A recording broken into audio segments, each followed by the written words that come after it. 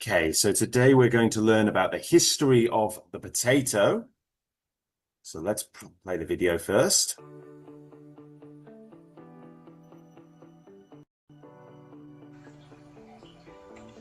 The potato is a ubiquitous part of the global diet.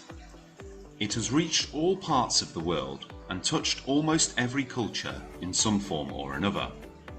However, as well as being a delicious dietary staple, potatoes have played a more significant role in our history than most people realize. Okay, so today we're going to learn about the history of the potato. Modern civilization as we know it might not even exist. The potato was first cultivated by ancient Peruvians in South America. The Incas used potatoes as a primary food source to fuel their working class as they built and farmed their terraced fields and touched almost Rocky Mountains and created the sophisticated civilization of the great as well as being a delicious dietary staple. The potatoes contained high levels of proteins and carbohydrates than most well as essential fats. So today we're going to learn about the history of making them a civilization as we know it might not even exist. However, when Spanish sailors first brought potatoes back to Europe, they were met with hesitation, as Europeans considered them tasteless and odd-looking. Europeans were used to eating grains like wheat and barley, and the potatoes were not widely accepted initially, though some grew them as ornamental plants. It took a few hundred years for potatoes to become a major part of European cuisine and for people to discover their nutritional value. Fortunately, beginning in 1750, inexpensive and nutritious potatoes helped peasants become more food secure. This increased food production and improved nutrition brought about by the potato helped to boost population growth in many parts of Europe. Due to this growth, the British, Dutch and German empires were formed, which in turn fueled the European age of exploration and colonial expansion.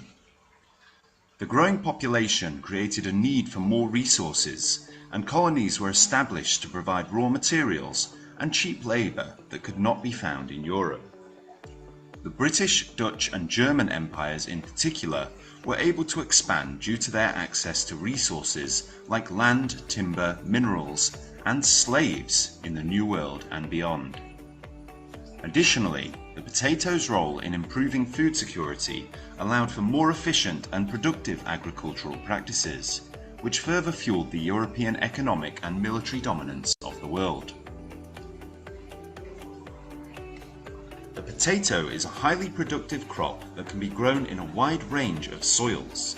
Its introduction in Europe in the 16th century helped to solve food shortages, especially during famines. The potato was a cheap source of carbohydrates, protein and other essential nutrients. This meant that even poor people could have access to a nutritious food source which helped to improve their overall health and immunity. This was especially important during famines when other crops such as grain failed and food shortages were common. The potato's high yields and ability to grow in a wide range of soils also made it a reliable crop that could be grown by farmers with limited resources. As a result, the potato became an important food source for many poor people in Europe, helping to mitigate the effects of malnutrition and famine. However, not all European countries flourished. The Irish potato famine led to over 1 million deaths and 2 million departures from their homes. One of the contributing factors to the potato blight was actually over-reliance on the potato as a crop. Providing more calories per square metre of farmland than any other crop, it goes without saying that monocultures of potatoes began to pop up everywhere. Monocultures of potatoes, where large areas of land are dedicated solely to growing one crop, are particularly susceptible to disease outbreaks because any pathogens that take hold in the crop can easily spread from one plant to another. This is because the genetic uniformity of these crops means that all the plants are equally vulnerable to the disease, and there are no plants with genetic resistance to help stop spread of disease. In the case of the potato blight, which was caused by a fungus originally native to Mexico, the rapid spread of the disease throughout Ireland and Europe was due in part to the prevalence of monocultures of potatoes. When the fungus began to infect potato crops, it quickly spread from one plant to another, devastating entire fields and leading to widespread famine and population displacement.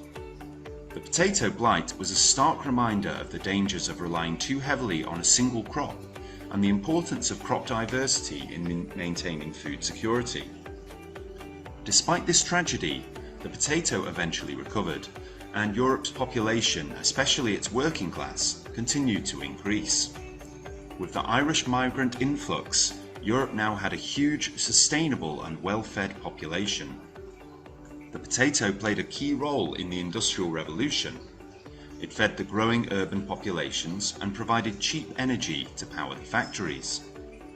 The potato became a staple food for many people in Europe, leading to the migration of people to areas where it could be grown, such as the Americas. This migration helped to spread the crop globally. If it weren't for the potato, it's almost impossible to imagine how many significant milestones in world history would never have occurred.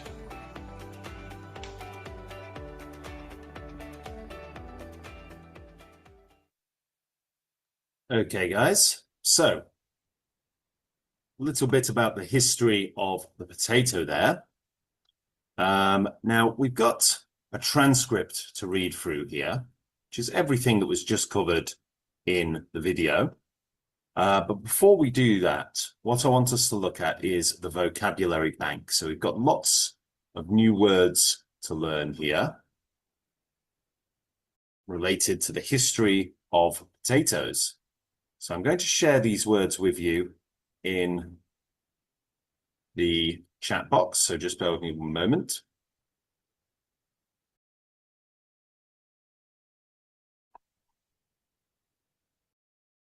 And I'll put those in there for you. Okay.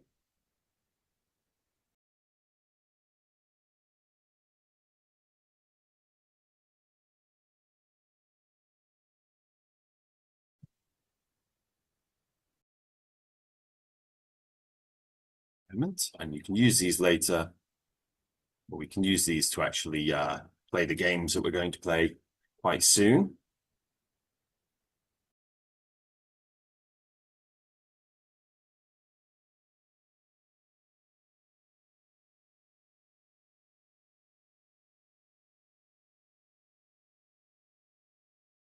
Okay, so let's have a look at some of the games. So we'll start off with a little, let's do a game show quiz, shall we? History of potatoes vocabulary. Okay. So I want you to just say the word that you think is the right answer, okay?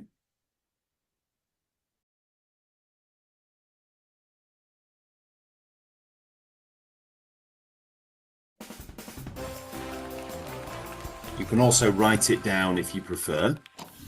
That's no problem.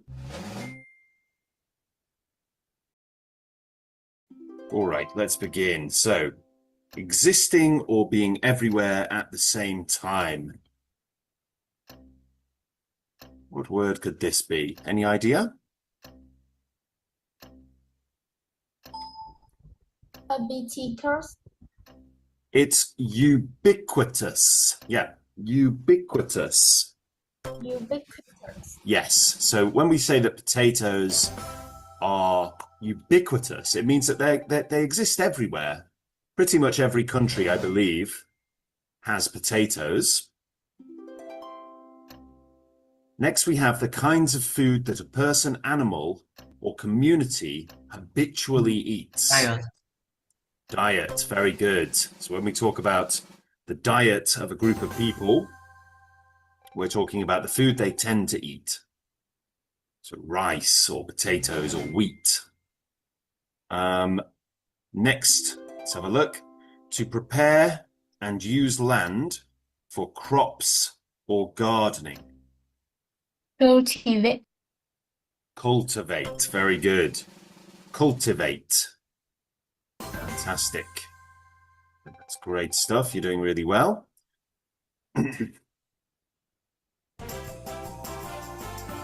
Now we've got a bonus round now. So try to get the plus 200 points if you can.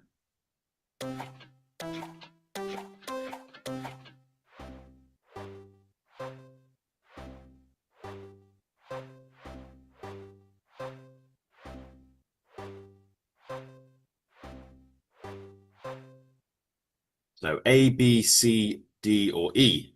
What do you think we should choose?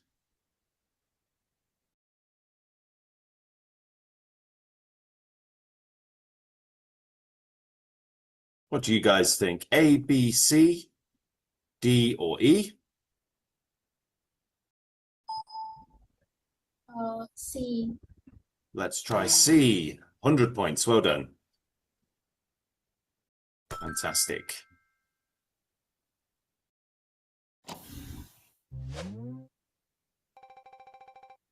Great work, guys. Okay. Let's try question 4. The social class comprising those who do manual labor or work for wages. Working class. It's the working class. You're absolutely right. Very good. Working class people.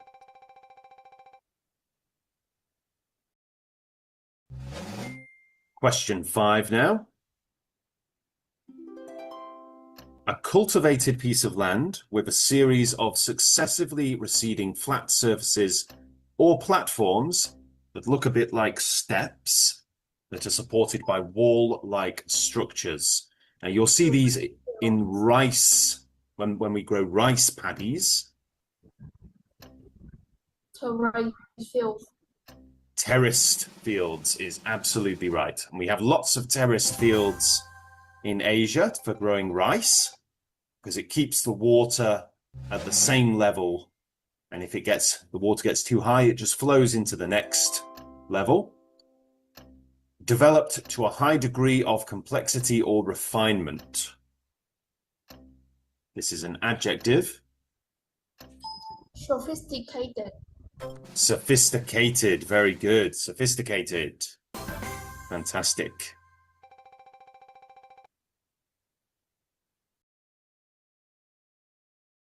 All right. Good stuff, guys. Doing really well. Let's try a bonus round. So look for the 200, see where it goes.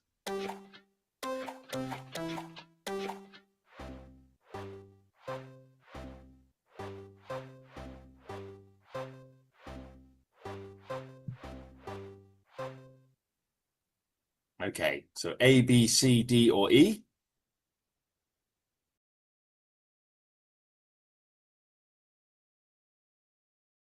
What do we think? A, B, C, D, or E? D. D. Oh, this means the next round is going to be triple speed. So it's going to be very, very fast now. So just try your best. Okay.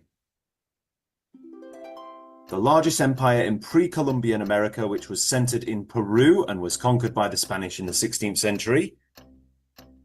Incan Empire. The Incan Empire. Well done. Good stuff, guys. Well done.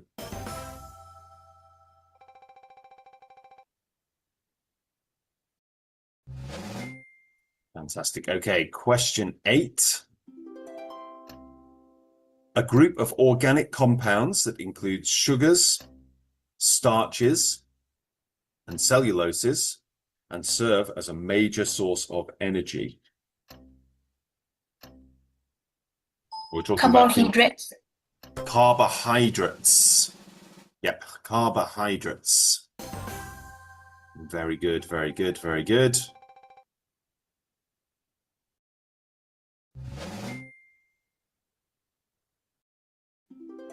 All right. Relating to the process of providing or obtaining the nourishment necessary for growth, health, and good condition. So this is an adjective. Nutritional. Nutritional. Very good. Nutritional is right.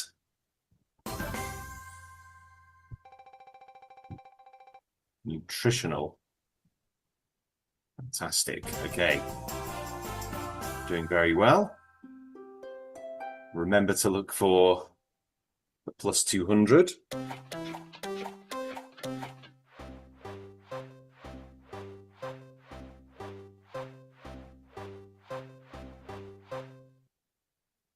So A, B, C, D, or E.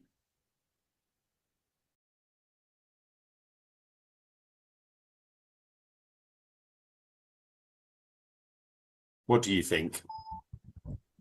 B. B. Let's try B. Well done. We've got the plus 200. Fantastic. All right. Great job, guys.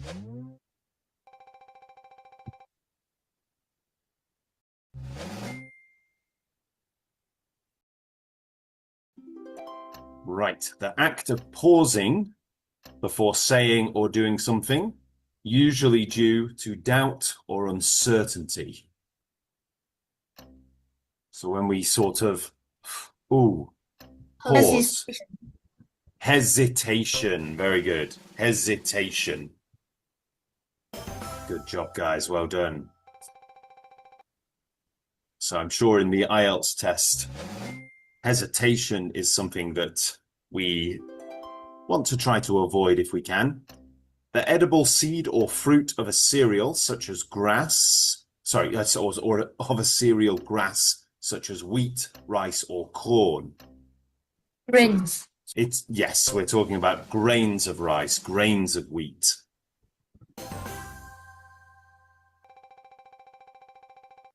Good job.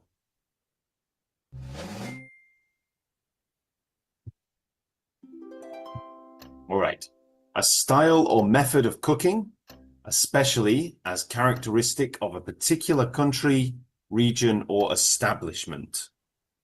Cuisine. Cuisine. Yeah, cuisine. The type of food from a certain country. Great job, guys. We're doing really well.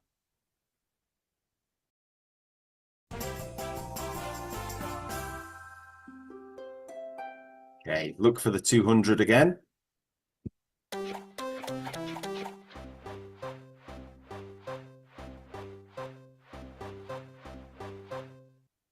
So, A, B, C, D, or E.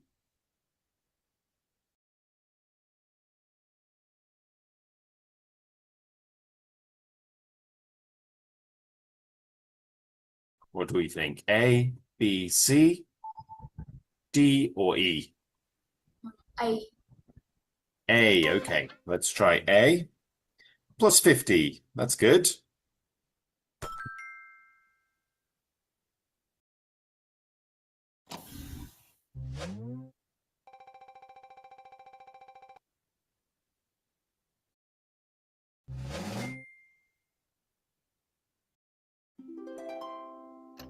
A member of a class of rural agricultural laborers, sometimes legally tied to the land they work on and subject to the control of their employers. Peasants. Peasants. Very good. Peasants. So peasants are people who work on the land.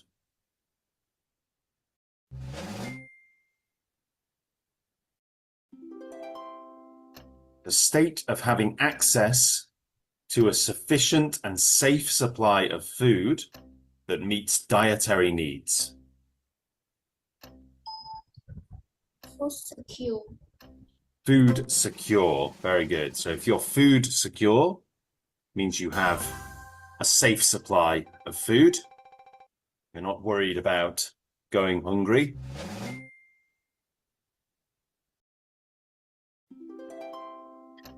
The increase over time in the number of individuals of a species that live within a specific area. Population growth. Population growth. Very good. So as the population gets bigger,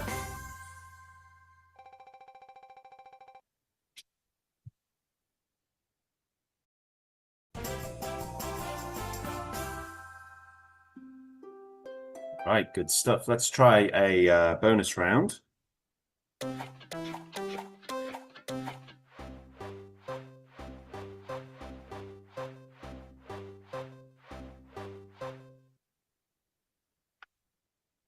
Okay, A, B, C, D, or E? D. D. Let's try D. Well done. We've got the plus 200 card there. Fantastic.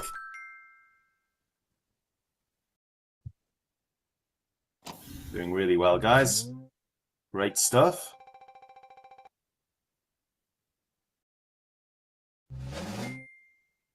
Question 16.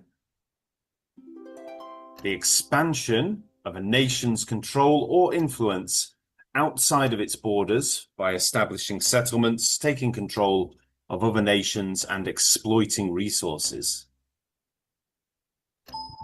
Colonial expansion. Colonial expansion. Yeah. Colonial expansion.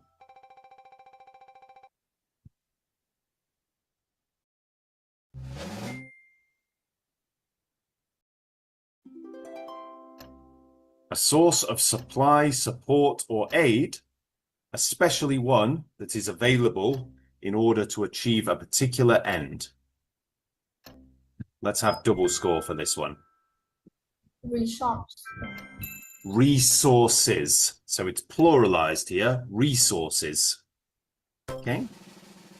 Resources.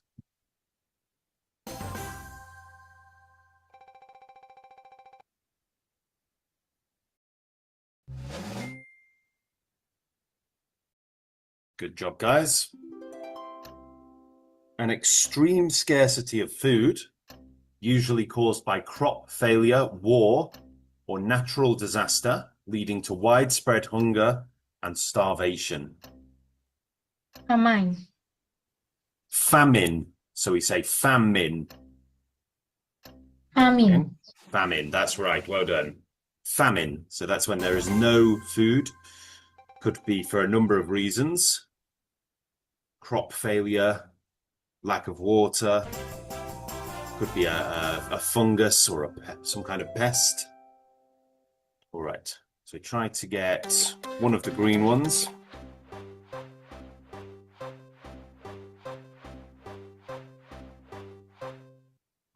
A, B, C, D, or E?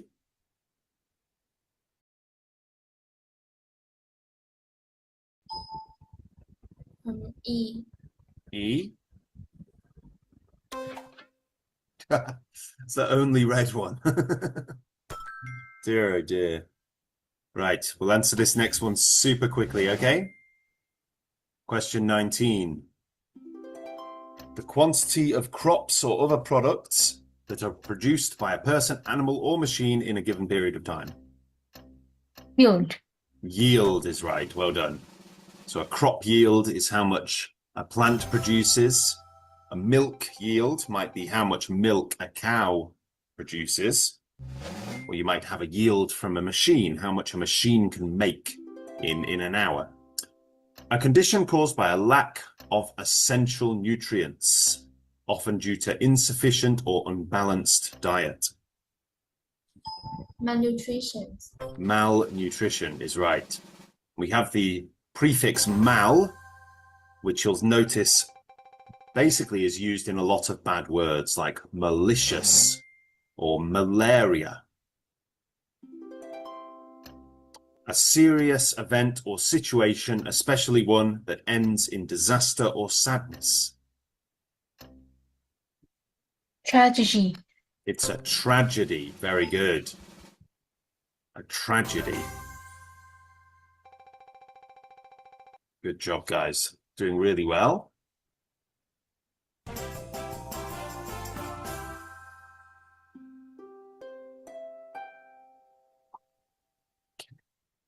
A, B, C, D, or E.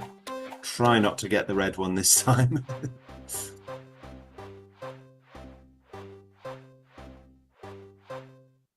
Okay, guys, so A, B, C, D, or E.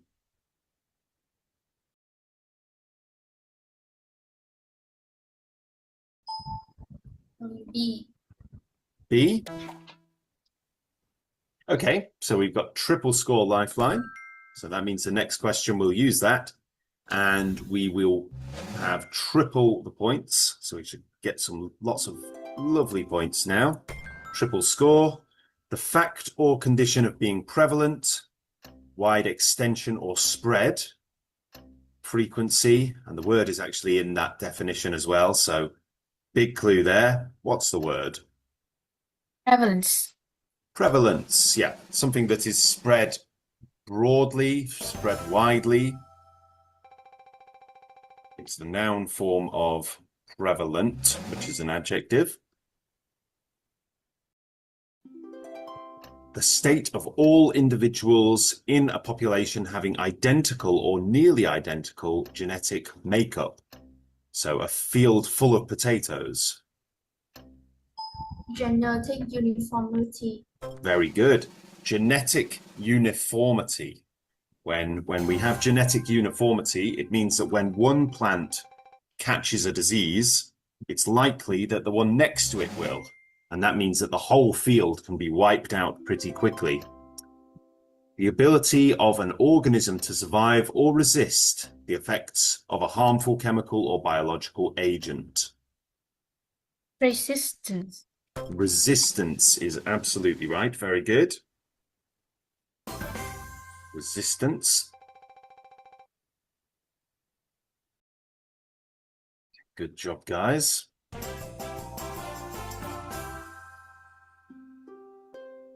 Okay, so just try to avoid the red one again.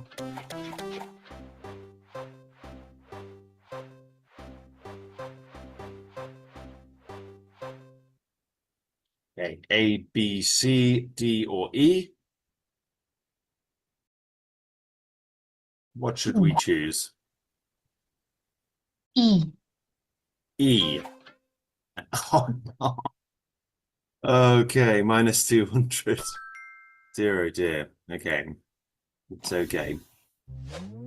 Still doing very well.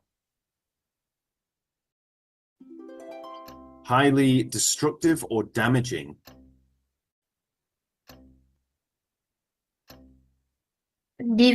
Devastating. Devastating is absolutely right. Well done. Something that's devastating. It's actually used like an adjective and meaning to completely destroy or damage something. The act of forcing a person or people to leave an area or their home, usually due to war, natural disaster, or other upheaval. Displacement. Displacement is right. Well done.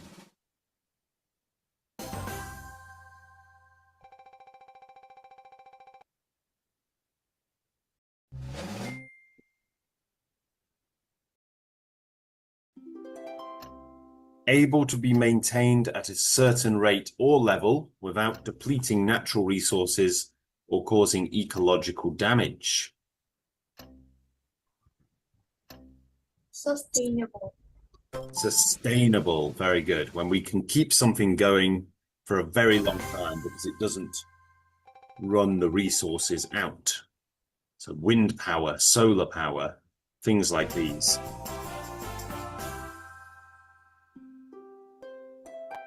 Now, bonus round.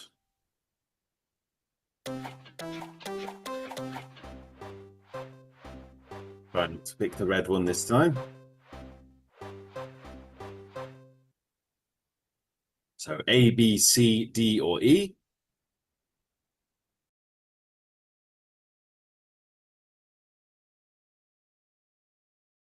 D. Sorry, could you say that again? D. D. Yes. D for dog. Okay. Oh dear. Oh dear. Oh dear. That's okay. It's okay. We're still doing very well. We've got thousands of points. 200, losing 200 isn't important. Okay. Next one. The era of mechanization and mass production that began in the late 18th century and transformed the way people worked and lived? Industrial Revolution. The Industrial Revolution is right. Very good.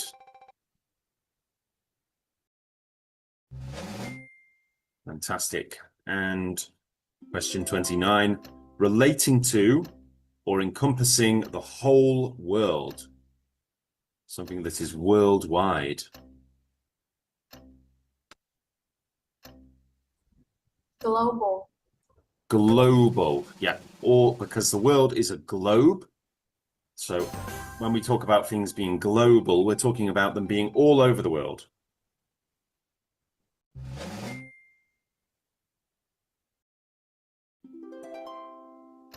Significant events or stages in the development or progress of something.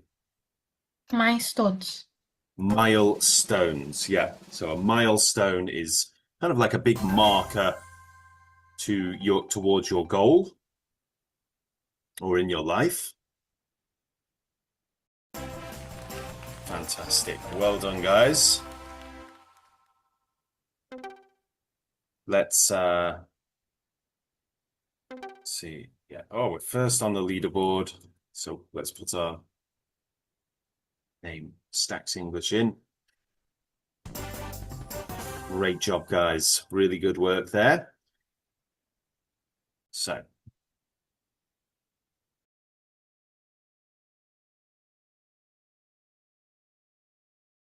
okay. Right. Great work, guys. Doing really, really well. Let's try the reading quiz. So there's lots of other games we could do. We need to learn the vocabulary further. Let's try the reading quiz, though. Okay, so this time, what we're going to need is the transcript ready. So there's 12 questions. So what we'll do is we'll duplicate this tab and we will open up the transcript as well so that we can look for the answers when we need them. Or of course, we could click up this up here. So the first question, we'll go through this in just now. Potatoes have played a significant role in our history beyond being a dietary staple. Is that true, false, or not given? True. True. Yes, it is. Very good. So it makes it quite clear there that it does.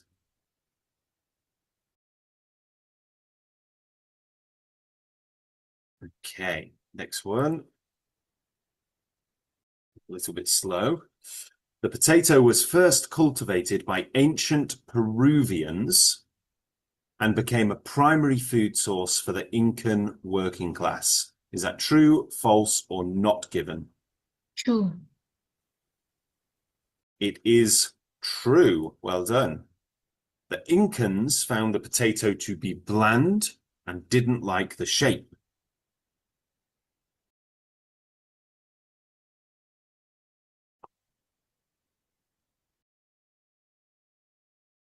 What do we think? Let's have a look at the transcript, okay? So when you're doing the IELTS reading test, what you want to look for a question like this is something like this, the Incans, because the Incans, you can't pluralize it. You can't synonymize it. You can't change it to something else, okay? We could also look for potato, but of course the whole thing is about potatoes. Or we could look for the word bland or a synonym of bland. So you might find the word tasteless or something like that. Or you could look for a synonym of didn't like the shape. So you might see a sentence that says irregular shape or unusual shape. But I think the easiest thing to do is look for the Incans and see if we can find something in here about the Incans and see if it mentions that they didn't like the shape or the taste of potatoes in the beginning. So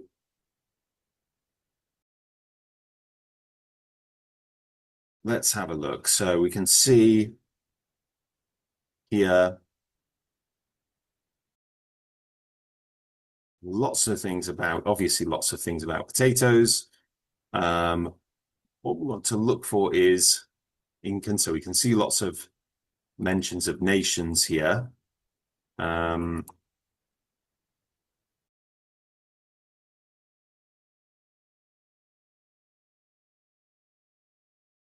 Here we go. The Incans used potatoes as a primary food source to fuel their working class as they built and farmed their terraced fields, mined the Rocky Mountains, and created the sophisticated civilization of the great Incan Empire. The potatoes contained high levels of proteins and carbohydrates, as well as essential fats, vitamins, and minerals, making them a perfect nutritional source for the Inca people. Now, this is the only paragraph where the Incans are mentioned. So, the Incans found the potato to be bland and didn't like the shape. Not given. It's not really given, is it? So, yeah, it doesn't say anything about whether they liked the shape or not, or whether it was bland. It does later on say that Europeans found, yes, here we go. Europeans considered them tasteless and odd-looking, but that's nothing to do with the Incans. Okay, it took 300 years for the potato to become a major food staple throughout Europe, mostly eaten by lower classes. True, false, or not given?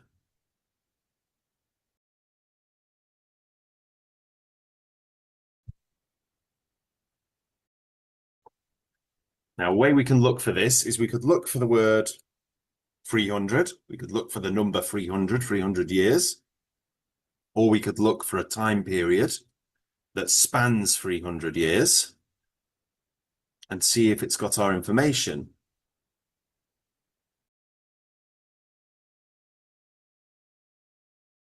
We might also see something like 3 centuries, something like that. So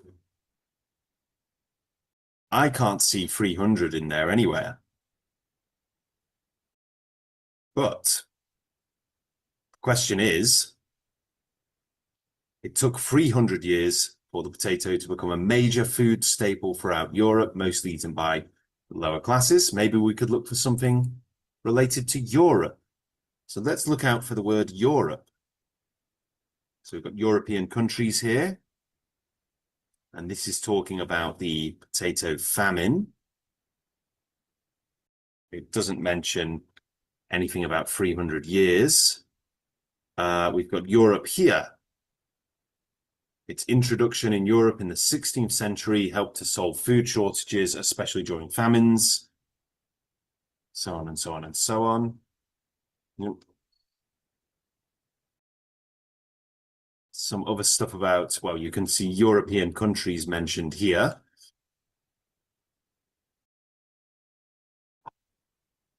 But it doesn't seem to mention anything about 300 years. And then up here, we've got Europe again. At first they were met with hesitation as Europeans considered them tasteless and odd-looking. It took a few hundred years for potatoes to become a major part of European cuisine and for people to discover their nutritional value.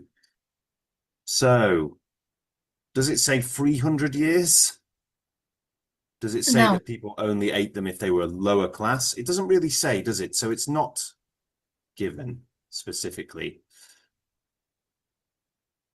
Next up, we've got cheap and nourishing. Potatoes helped peasants become more food secure. True, false, or not given? Yes, True. I think we can remember that from the words like peasants and the words like food secure. French fries were actually invented in Belgium. True, false, or Not given. It's not given, but it is actually correct. That is actually a fact, but it's not a fact that's mentioned here, so we've got to put not given. Food security led to steady population growth and the formation of the British, Dutch, and German empires. True. It is true. Very good. The Irish potato famine led to over 1 million deaths and 2 million departures from their homes. True. False. True and false. So some are saying true, some are saying false. Let's have a look. So let's have a look for where we've got information on the potato famine. Here we go. We can see the word 2 million here. Not all European countries flourished. The Irish potato famine led to over 1 million deaths and 2 million departures from their homes. One of the contributing factors to the potato blight was actually over-reliance on the potato as a crop, providing more calories per square meter of farmland than any other crop. It goes without saying that monocultures of potatoes began to pop up everywhere. So is that true, false, or not given? True. It's true, yeah. Despite this tragedy, the potato eventually recovered and Europe's population continued to decrease. Not even. It is given. False. It's false, yeah. And you know why it's false? From one word, decrease. So you have to read the question very carefully, because you can see here, down here, despite this tragedy, the potato eventually recovered and Europe's population, especially its working class, continued to increase. So it's almost word for word, except for this little bit here, decrease. So that's why you have to read the questions very, very carefully. Make sure that you're not just looking for general trends, you're looking for the specific message that is being given. All right. With the Irish migrant influx, Europe had a huge, sustainable, and well-fed population that helped man the emerging factories of the Industrial Revolution. True, false, or not given? Not given. It is given. False. So you think true? No, it is true. So let's have a look at that. So again, we can find words that have no synonym. So Irish isn't really something you can turn into a synonym. You might say people from Ireland or something like that, but generally we're going to say Irish. Europe is quite the same. An industrial revolution is probably not going to change either, nor would a word like factories. So we can see it right here. With the Irish migrant influx, Europe now had a huge, sustainable, and well-fed population. The potato played a key role in the Industrial Revolution. It fed the growing urban populations and provided cheap energy to power the factories. So yes, very good. Potatoes were not able to be grown in some parts of the world. True, false, or not given? False. False. It's not false, I'm afraid. Not given. Now, unless it specifically says potatoes are able to be grown everywhere in the world, which is, we know is not true because you can't grow potatoes in Antarctica, for instance. Unless it says that, then it's not false. And unless it says that they are able to be grown, unless it says specifically that, then it's false. And unless it says the opposite, that they can be grown everywhere, so that they can't be grown everywhere, then it's true. So we're probably looking at true or not given, but it's not. It's not mentioned. Without the potato, many significant milestones in world history would never have occurred.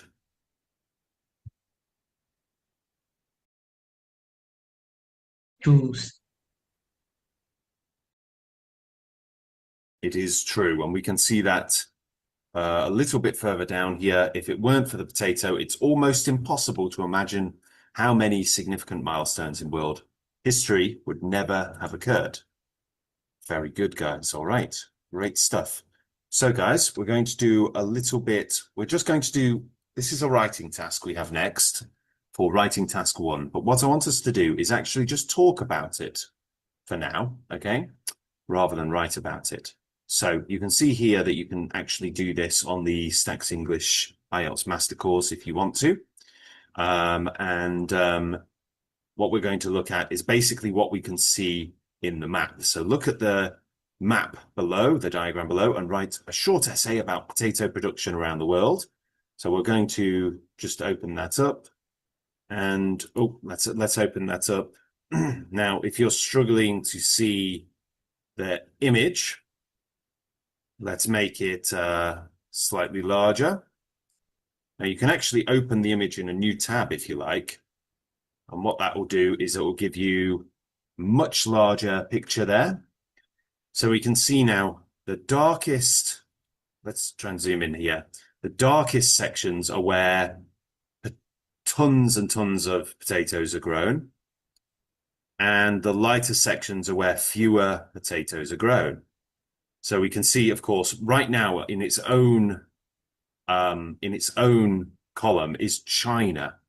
And look how many potatoes China grows. How many potatoes are grown in China in 2000, or were grown, I should say? How many potatoes were grown in China alone in 2016?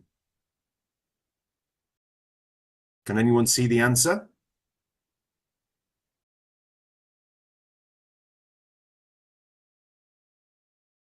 Look over here, guys. How many potatoes were grown in China? Well, how many tons of potatoes, I should say. How many tons of 9 millions. 99 million, yep. Now, if you want to simplify that, you can say nearly 100 million, rather than, saying the whole thing. Okay, so let's look at that map for a second. Now, usually when we're looking at a map like this, and we're looking at statistics like this, it's a good idea to group the countries into continents. So we can see we've got Africa here, okay, Europe here, we've got Asia over here, North America here, and then South America down here, and Oceania over here. Just broadly, which continent produces the fewest potatoes? Which continent? Is it Europe, North America, South America, Oceania, Africa, or Asia? Asia. No, Asia produces quite a lot, actually. Because if we look over here, we've got China, which produces the highest number of tons of potatoes. Okay. And then we've got India, and that's very dark as well. So we can see that India produces lots of potatoes. And then over here, it's a little bit lighter, but it's still relatively dark. Mongolia over here produces a very, very small amount compared to China. But then Asian Russia produces quite a lot of potatoes. So Asia actually produces quite a few. And then you've got Central Asia over here, and they produce quite a lot as well. So Asia is actually one of the major producers of potatoes. Which continent produces comparably very few potatoes? Which is Teacher, the... which Sorry. area with the white color? Yes, you want to look at the areas with the lightest colors. Ignore the gray areas, because the gray area means that we don't know. It might be because there's very, very few, but we don't want to assume. So ignore the gray areas. Look for the very light colors. Look for yellows and oranges, not for dark browns. So which area, which continent produces the fewest potatoes comparably?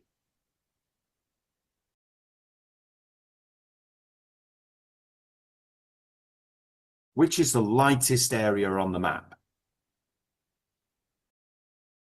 Is it North America? Is this nice and light over here? No. No, it's not. North America produces a lot. What about South America, where potatoes come from? Do they It's a produce? little bit light. It's a little bit lighter, but they still produce quite a lot. And remember that the potato came from South America. Yes. Asia, over No. here, we've got East Asia produces a lot. Central Asia still produces quite a lot. Yeah. What about Europe? Europe's over here. No. Europe produces quite a few, quite a lot. Africa, down here. Africa. Africa produces the fewest, doesn't it? It produces the lowest number of potatoes. Okay. Now, what is the most significant thing? What is the most significant and most noticeable country on this map? Because there's one country that stands out more than any other.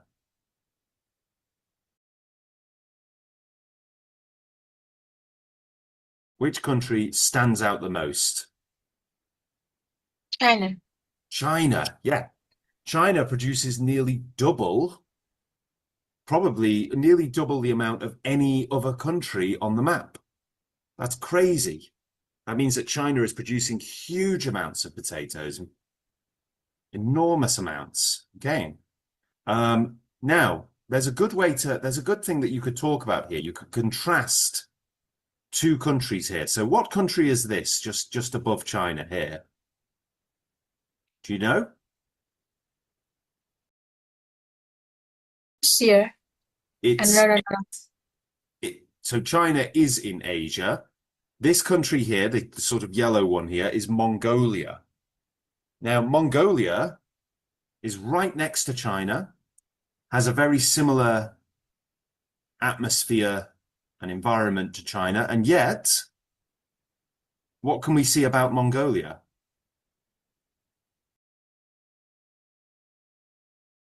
They don't produce many potatoes at all. And the same goes for Vietnam. Vietnam doesn't produce very many when it's compared to China. Neither does North Korea and South Korea compared to China. They still produce a significant amount, but not a huge amount. Japan produces a few, but again, not too many. So we can see that China produces an inordinate number of potatoes, a huge amount of potatoes. Absolutely. What else could we say about this map? What else could we say about this map and potato production? What's another interesting feature?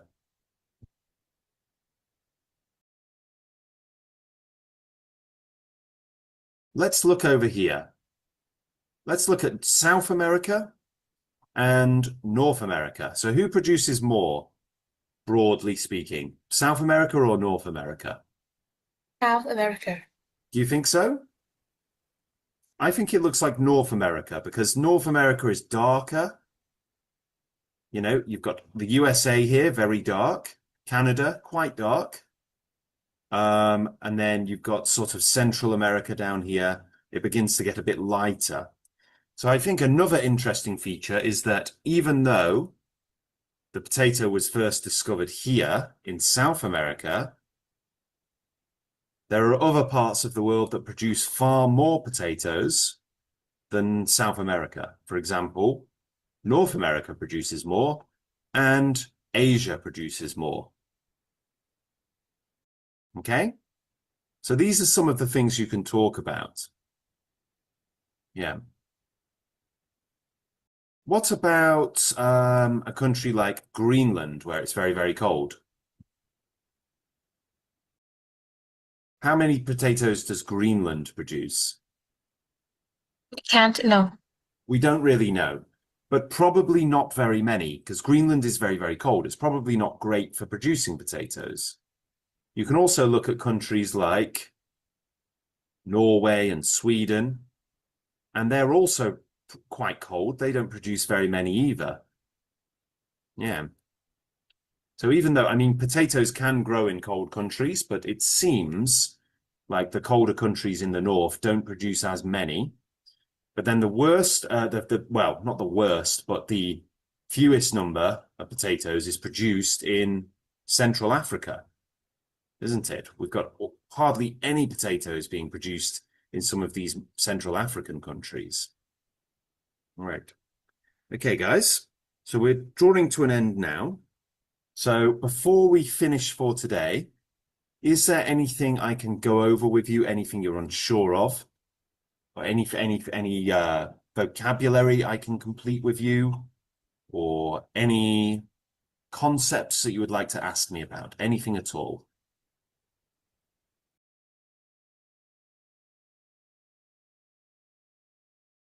No. Okay. All right, guys. Well, in between, before the next lesson, what you can do is you can look at this diagram and write a short essay about potato production around the world. Now, this is just general writing practice, so we'll have about 200 words. Some tips here are remember to use the past tense because this map is from 2016. Remember to mention both countries and continents. And if you don't know the countries, there is a link here where you can practice your vocabulary and learn the countries. And remember to use the correct unit of measurement, which is tons. That's T-O-N-N-E-S. That is actually different from T-O-N-S. There is actually a different. And you can look at some of the examples here if you want. So you can get a good example here of what I've written. Three simple sentences talking about the different countries, the different continents, and the different amounts that they're producing. You don't need to explain why Africa produces more than perhaps another country, but just keep it objective and explain what is being produced, not why. You don't need to try to guess why one country might produce more than another. And you can also give feedback to others who've filled this in as well, and let them know how you think they've done, and they will let you know how you've done. Okay, so I'll sort that out. Well done today, everyone, and we'll finish for that there, okay? All right. Bye-bye for now, guys. Teacher. Yeah. Goodbye, teacher.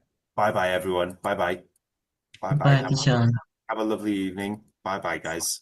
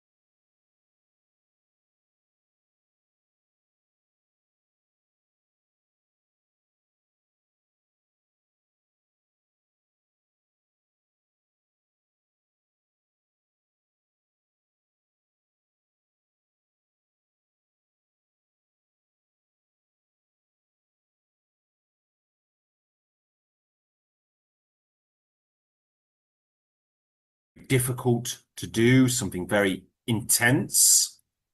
The soldiers were kept to a rigorous military regimen. Okay, next up we have a noun.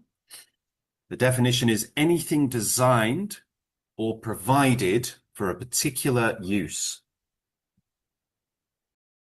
So we're talking about something that is made to be used specifically for one purpose.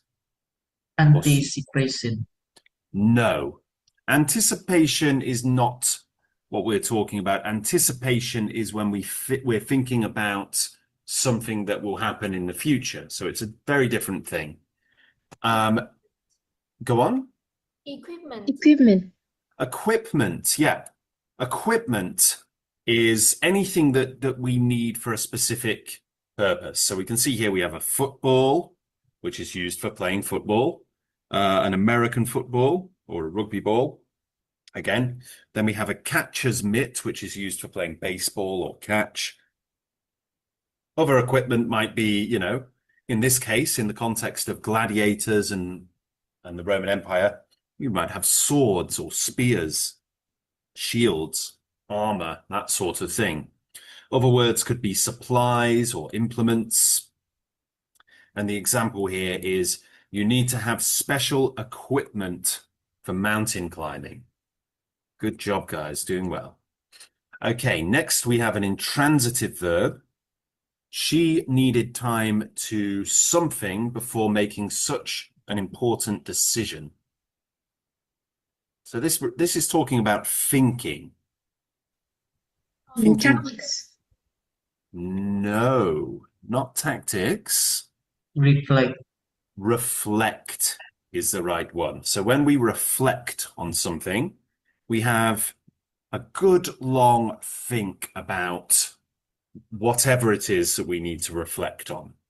So when we reflect, we look back. We have a good old think. We might call it mulling something over in our brains or considering something. Now the example here is she needed time to reflect before making such an important decision. So she needed time to think about all of the good things and all of the bad things and what could go wrong, what could go right, what opportunities there are and what losses there might be. All right, next two. Let's get some reveals and some erases, maybe a guard as well.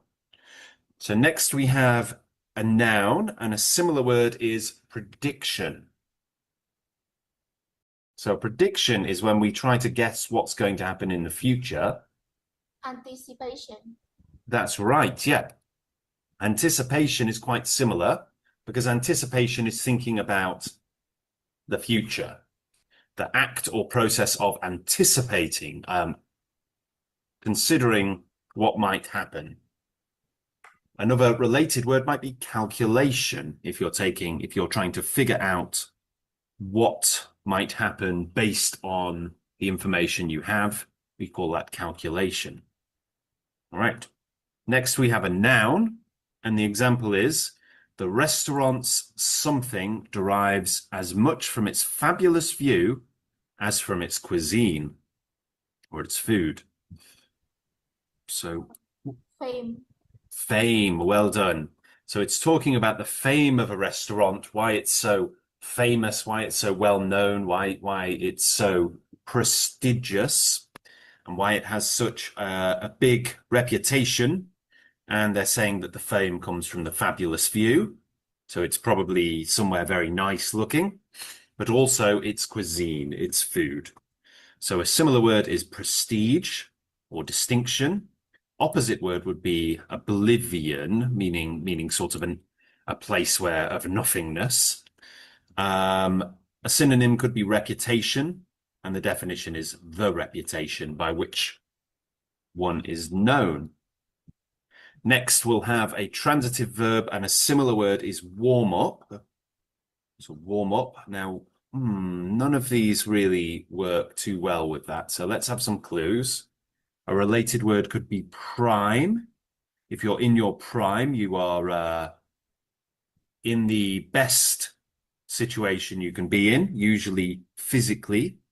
We talk about athletes being in their prime, in the best bodily, physical situation that they can be in. Let's have another clue. Definition: to make fit, healthy, or ready for use. So, sorry? Is hygiene. It's not hygiene. Hygiene is related to things being clean, which I can see. Obviously, you've looked at healthy and fit there, but this is more about, this is a verb which is talking about getting something into the right form so that it's as good as it can be. Condition. Condition, yeah. Now, condition isn't usually a verb. And teacher, I think condition is a noun. It can be, yeah, because you can talk about your condition. Equipment. No, it's condition. It's not equipment.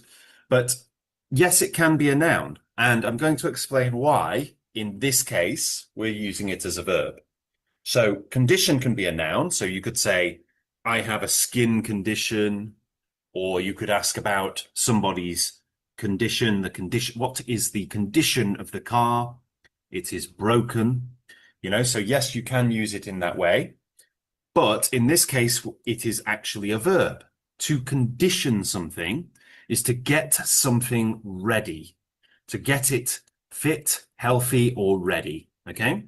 So quite often when you're preparing for a sporting event, you need to condition yourself to make sure that you're ready. So you might need to do strength conditioning or endurance conditioning.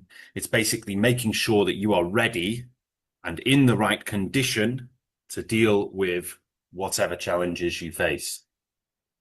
So you can see here, we would use the continuous version of this verb. He's conditioning himself for the upcoming race. How do you condition yourself for a race? Well, you have to practice running. You have to practice endurance. You have to practice aerobics,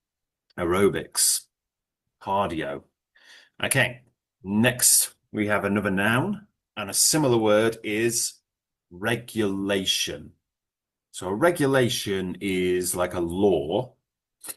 So let's have a few clues, shall we?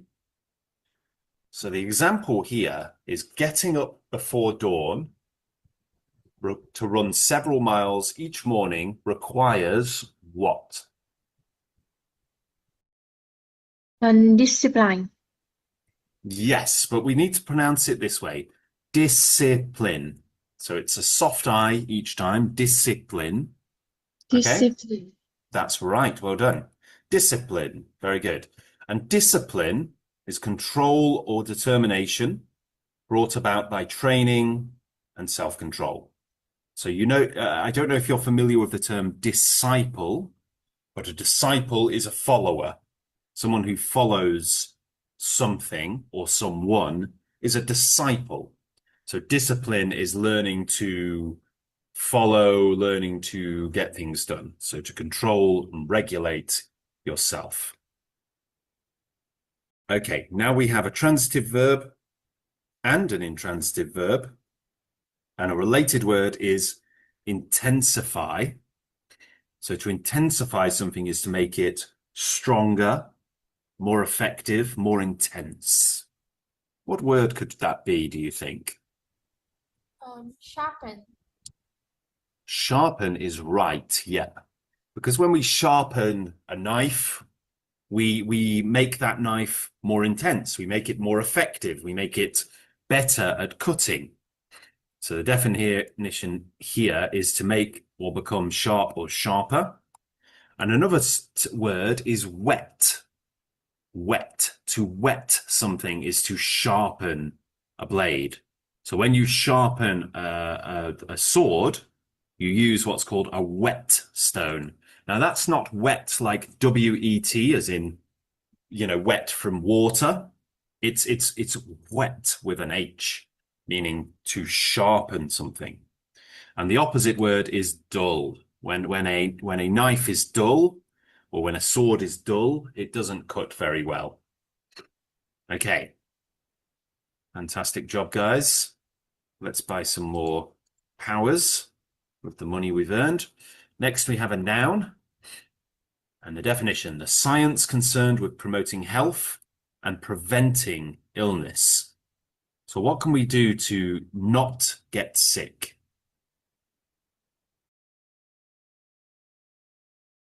What do we need to do? We need to wash our hands. Hygiene. Sorry? Hygiene. Hygiene. Can you say that? Hygiene. Hygiene. Very good. So hygiene is anything related to keeping ourselves healthy and preventing illness. So why do we wash our hands regularly? It's to stop the spread of germs. When we sneeze, we cover our mouths to stop the spread of germs. If we're sick, we can wear a mask to stop the spread of germs. This is all related to hygiene. Okay? It's also things like cooking things properly, and ensuring that things are done safely from a point of view of health. Next, we have a plural noun, and a synonym is campaign. So that's quite hard, isn't it? Campaign. What do we mean by a campaign? Tactics. Sorry? Tactics.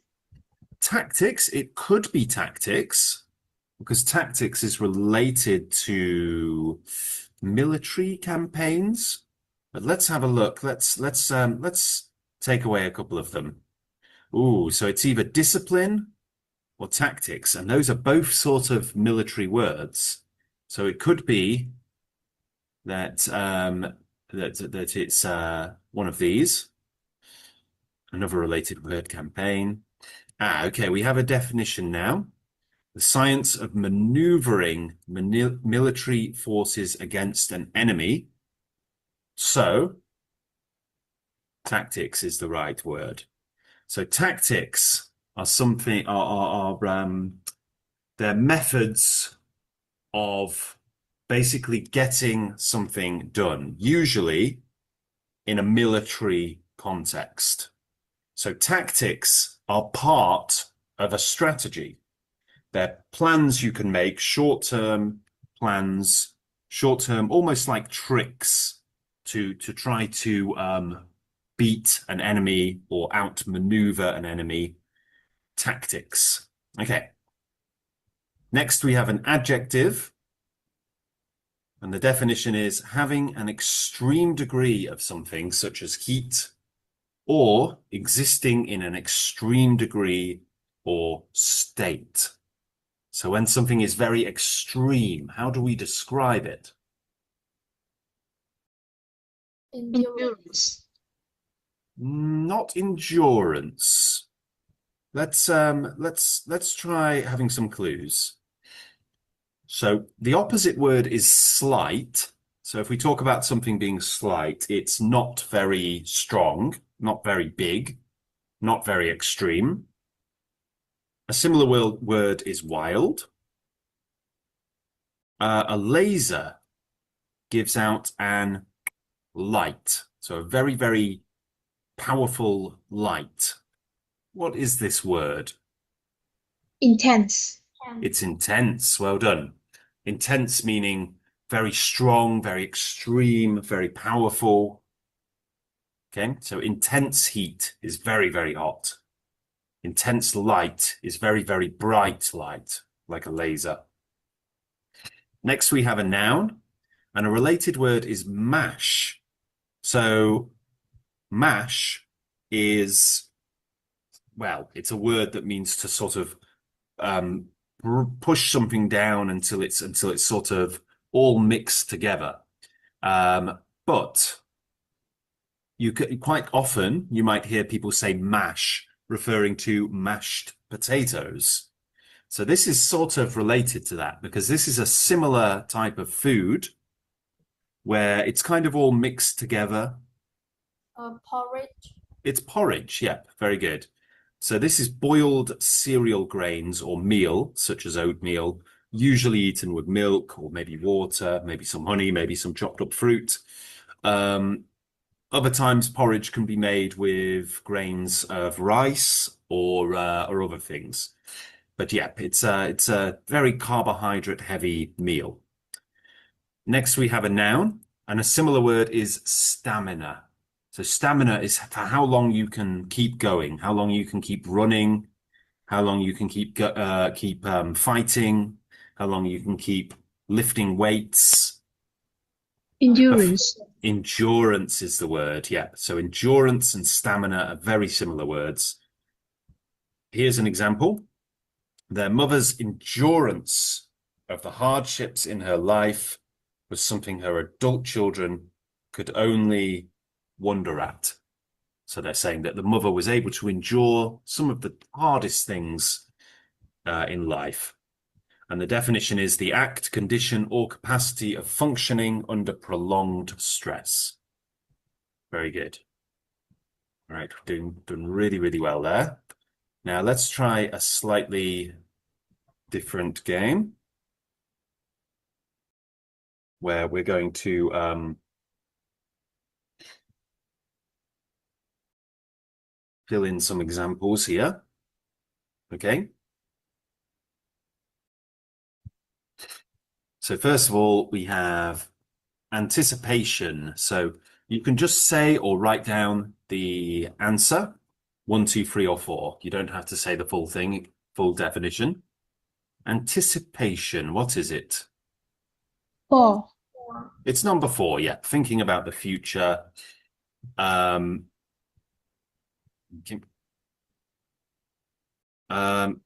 So 1. another definition of anticipation, yep, is expectation or hope. So we think about the future. Very good. How about another anticipation definition? 1. Yes, well done. Next, we have condition. So condition is, and we're talking about the verb this time, not the noun, a condition, but to condition. Is to. Yep. No, actually, sorry, it's not number 2. Number 3. Number 3 is right, yeah. To make something fit, healthy, or ready for use. Very good. Discipline.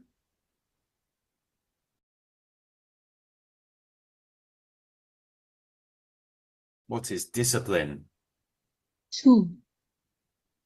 No, it's not related to cleanliness necessarily. It's number 1. It's more like training of the body or mind to bring about desired results. So, getting up at 6 a.m. every day takes discipline. Exercising every day takes discipline. Learning English every day takes discipline. Another definition of discipline.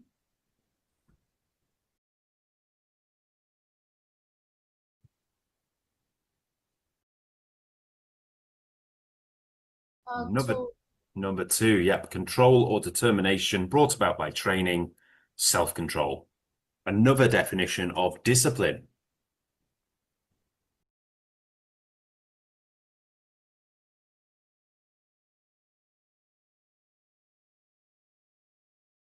Number 2.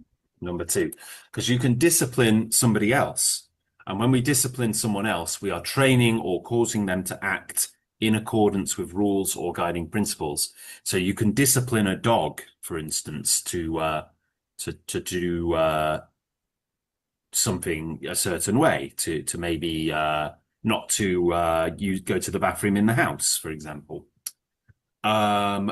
What about another definition of discipline? Number 2. Number 2, to exercise control over oneself. Endurance.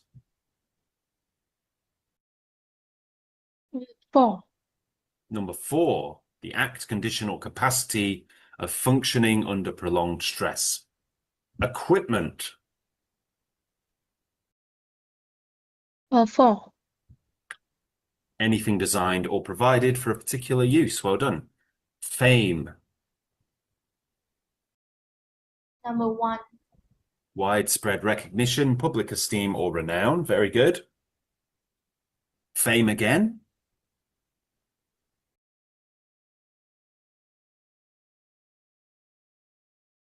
2.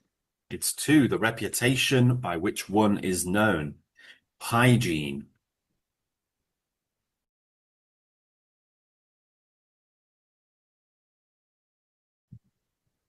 Number 2. Number 2, the science concerned with promoting health and preventing illness. Very good. Hygiene again.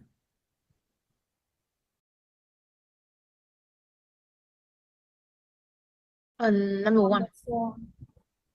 It's number 4, yeah. Practices and conditions such as cleanliness that tend to promote health and prevent illness. Intense.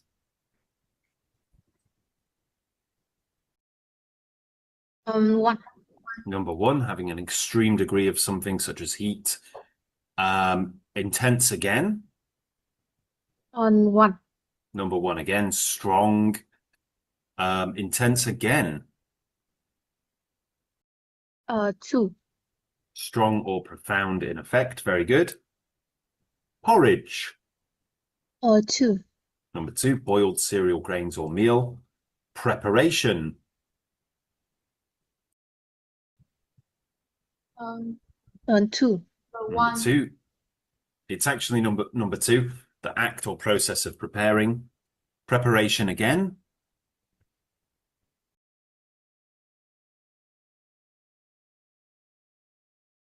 2. Number 3, state of readiness. Number 1. No, we wouldn't use it with a plural verb. So we know we don't say preparations very often, not for the verb form, only for the noun form. Like preparations were made, but that would be noun form. So it's a state of readiness is preparation, in a state of preparation. Reflect.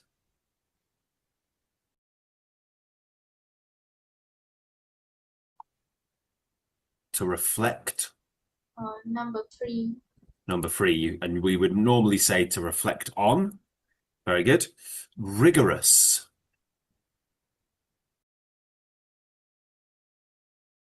Number 3. Number 3, showing strictness or sternness.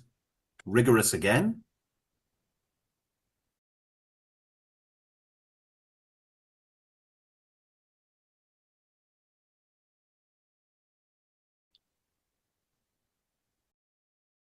Any idea? Number 3. Actually, no, it would be number 1. So thoroughly accurate or precise. So sometimes when we describe something as being rigorous, we're talking about going to a lot of effort to make sure it's accurate and right. So you could say they, if you wanted to use the adverb rigorously, you could say they rigorously checked all of their sources for their thesis. Routine.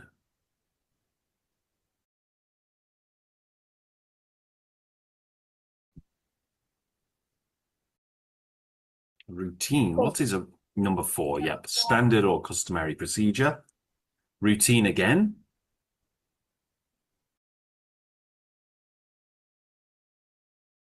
Number 3. Number 3, it can be sometimes if something is routine, we can do it without really thinking about it. And again, routine one more time. Number 4. That could be a routine, training of the body or mind, but that's actually related to discipline. This one would be in accordance with customary or standard procedure. So this is a routine check. Another definition of routine.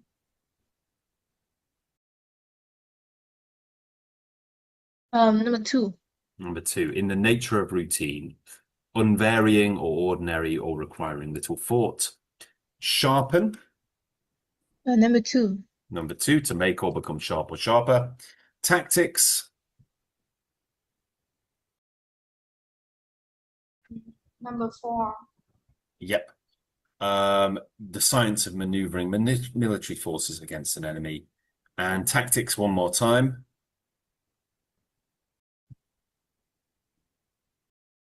Number 4.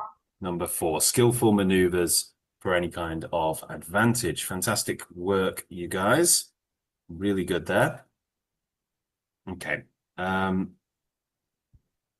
to do just one more now, where we use them just to check that we've got them down to the point where we understand how they're used. So we've got a sentence here, workers who dislike something. What could that be? There's 2 words that could fit in.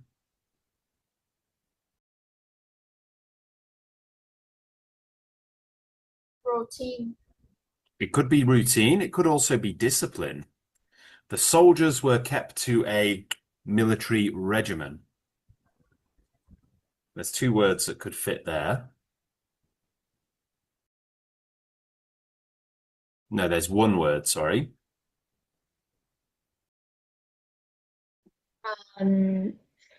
Rigorous. Rigorous. Yep, very good. You could say intense if it was an intense, but it's not. So it's a rigorous military regimen. The army uses various methods of something to prepare soldiers for fighting. Discipline. Discipline, yep. It could also, yeah, it's almost certainly discipline. It could be, well, it couldn't really be routine. No, not really. A laser gives out an light. Intense. Intense light, very good. Some actors enjoy something if they achieve it. Fame. Fame. Fame, very good. The equipment must meet specifications. Remember, this word could mean exact, accurate, precise. Sorry? Reflected. Not reflected. Rigorous. Rigorous, very good. He on the problem for quite some time.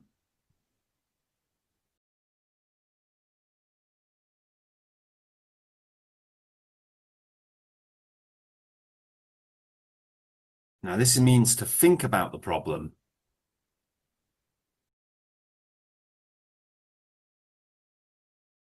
What could it be?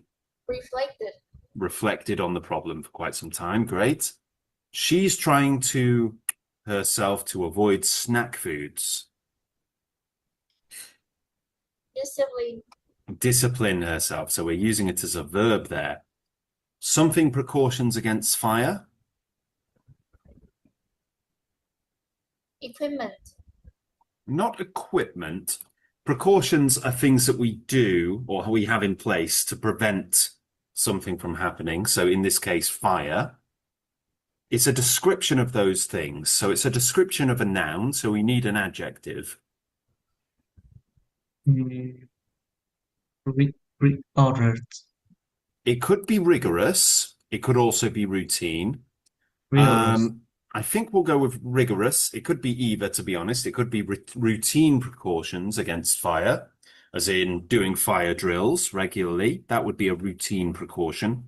Or it could be rigorous precautions against fire, meaning that you've gone to great efforts to put precautions in place to prevent a fire from happening. He keeps his golf clubs and other sports something in this closet. Tin. Equipment. Yep, equipment. Great job, guys. Doing really well. Getting up before dawn to run several miles each morning requires what? Routine. One more time. Endurance. It does require endurance. That could work, but I don't think this is the right word right now. I think it's discipline. Routine. Discipline. We need discipline to get up. And actually running those miles requires endurance as well. Good coaching and practice helped to something the team. Tense. Not intense. Discipline. Discipline the team. So you see here, Discipline here is used as a noun. It requires discipline. And here it's used as a verb. Helped to discipline the team. The fallen soldiers suffered something pain.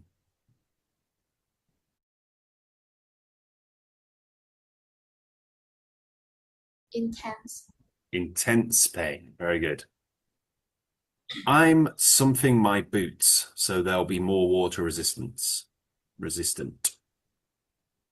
Conditioning.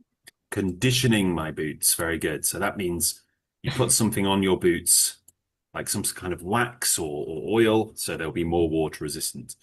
His habits interfered with the daily something of the business. Tin. The daily routine of the business. Very good. Difficult times test our something, but we will make it through this.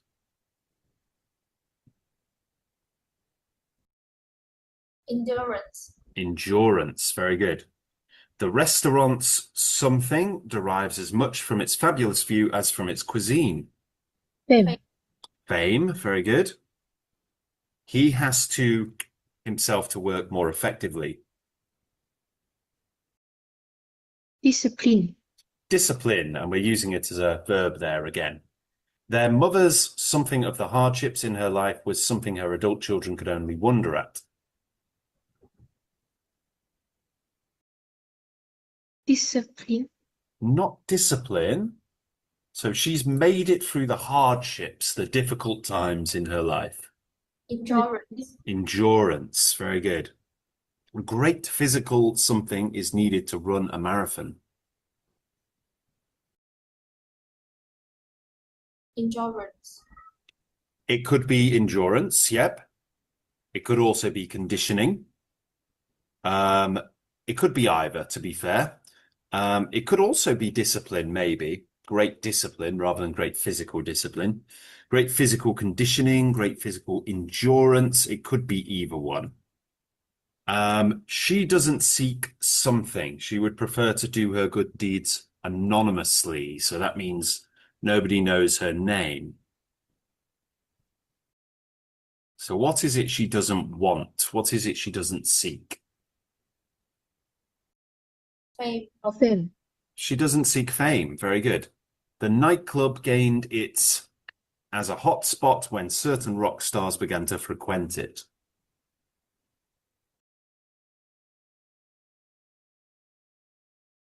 Intense. No, you can use the same words more than once. So big clue there. Tactics. No. There's seven words and 8 options. So one of these words is going to be used 2 times. Fame. Fame, yep, well done. You need to have special something for mountain climbing. Equipment. Equipment, yep. He's himself for the upcoming race. Reflect. Not reflect. So we want a conditioning is right, yeah. We wanted a continuous verb. Their faces showed an hatred. Intense. Intense hatred, yep, very good. He wrote well, but he lacked the to write professionally.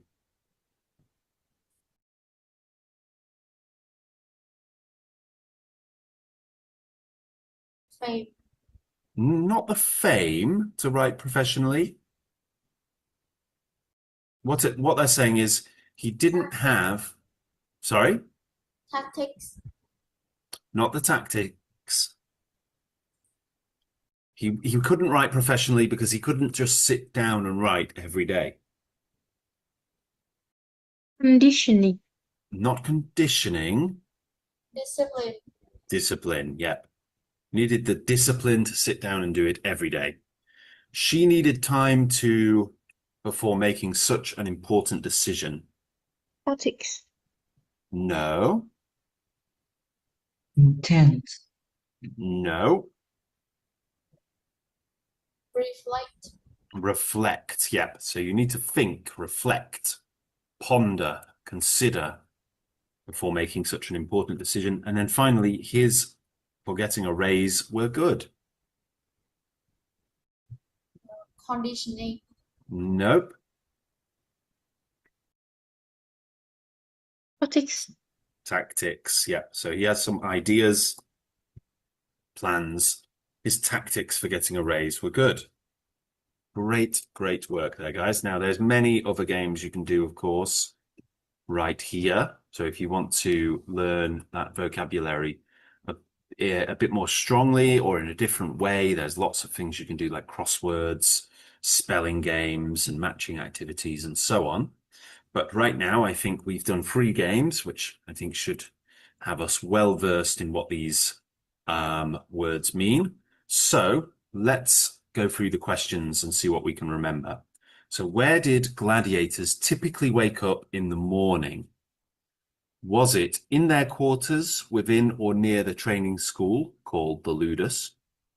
In their quarters within or near the training school called the Colosseum? Or on a straw bed outside under a small canopy? I think it's A. It is A. Yep, it's in their quarters within or near the training school, and the training school is called the Ludus. Very good. And you can get a further explanation of that using AI if you wish. So let's push forward. What type of food did gladiators commonly eat for breakfast? Was it avocado on toast, Cheerios, Cocoa Puffs, or Shreddies, bread, porridge, or fruit, or lean meat, tomatoes, and milk?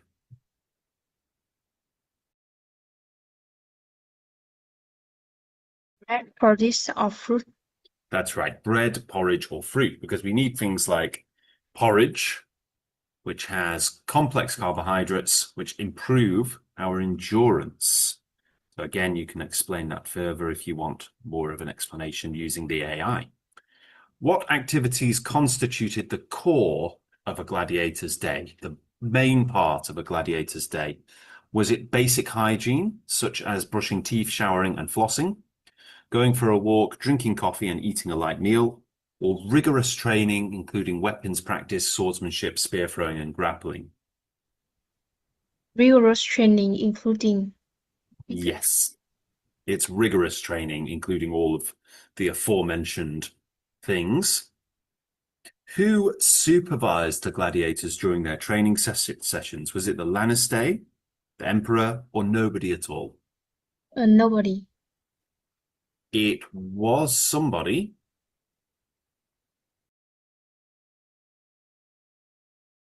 Leicester. Yes, they were called the Lannister. Yep.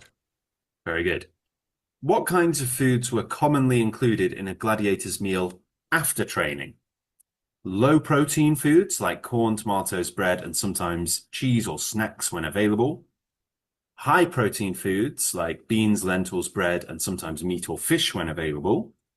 Or high calcium foods like milk, cheese, and sometimes grains or cream when available. High protein foods. It was high protein foods. Very good. Like beans and lentils or meat and fish if it was available. Besides physical training, what additional skills might gladiators learn on certain days? Was it climbing, swimming, and guerrilla tactics? Learning to use specific weapons or tactics for upcoming matches? Reading, writing, and drawing? Learning to use specific weapons. Yes. So it was learning to use specific weapons like spears, nets, tridents, or tactics for upcoming matches. So ways to defeat your enemy. How did gladiators maintain their equipment? So did they dull their swords, break their armor, and dirty their gear? Sharpen their minds, repair their clothes, and clean their gear? Or sharpen swords, repaired armor, and cleaned their gear? They sharpen sword, repair more, and clean the gear. Exactly. Very good.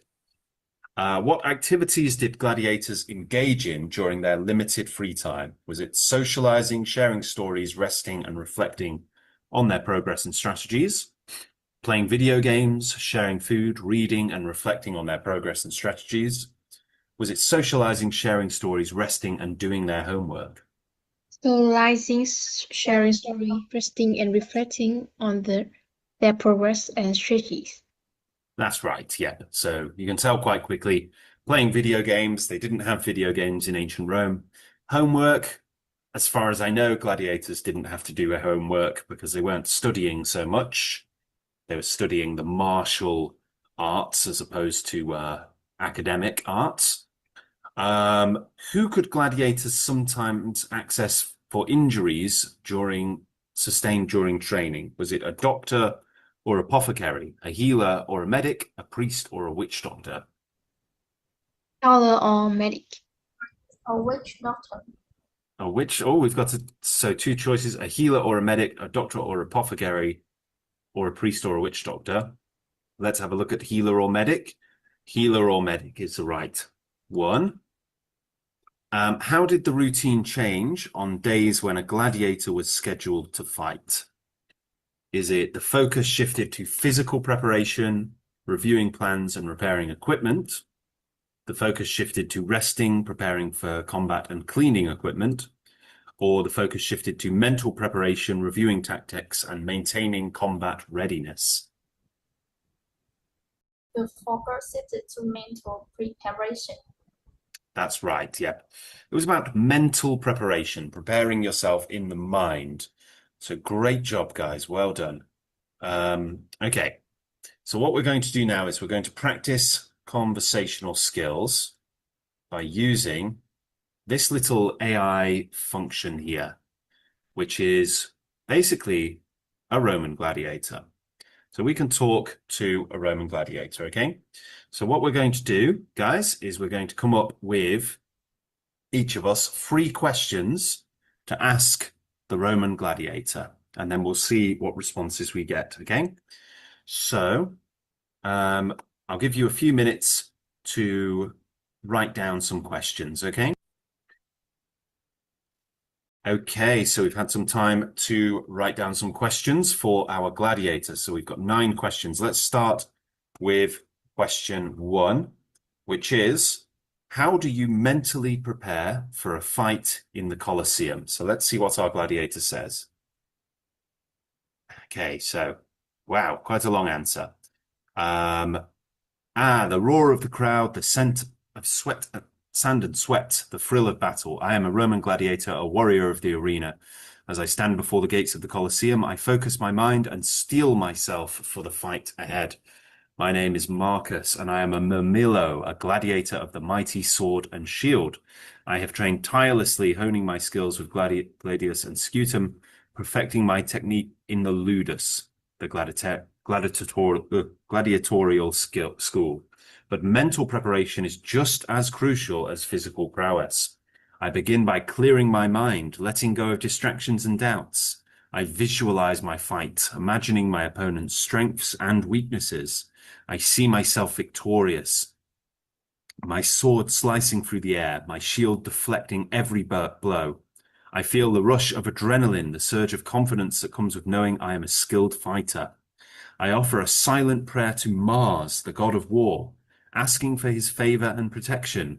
I invoke the spirits of my ancestors, seeking their guidance and strength. I am not just fighting for myself, but for my familia, my fellow gladiators, and the glory of Rome. As I walk into the arena, the roar of the crowd becomes a deafening din. I focus on the sound of my own breathing, the pounding of my heart. I am a warrior, an instrument of war, and I will not be swayed by the whims of the crowd. I glance at my opponent, sizing him up, searching for any weakness. I am a student of the game, always adapting, always improvising. I will use every trick, every tactic to emerge victorious. And yet I am also aware of my own mortality. I may not leave the arena alive, but if that is my fate, I will die with honor. My sword in hand, my shield on my arm. For a gladiator, there is no greater glory than to die in the service of Rome, in the pursuit of victory. I take a deep breath, feeling the weight of my armor, the grip of my sword. I am ready. I am a Roman gladiator, and I will not be defeated. So there we go. We've got an answer there. So let's try question number 2. How strict is the discipline of the Lannister who train you? So, all right. The discipline of the Lannister. It is harsh, and it is a harsh and unyielding regime, one that forges a warrior from the very depths of his being. Our Lannister, the master of the Ludus, is a man named Gaius. He is a seasoned gladiator, a veteran of countless battles, and his experience is etched on his face like the scars on my own body.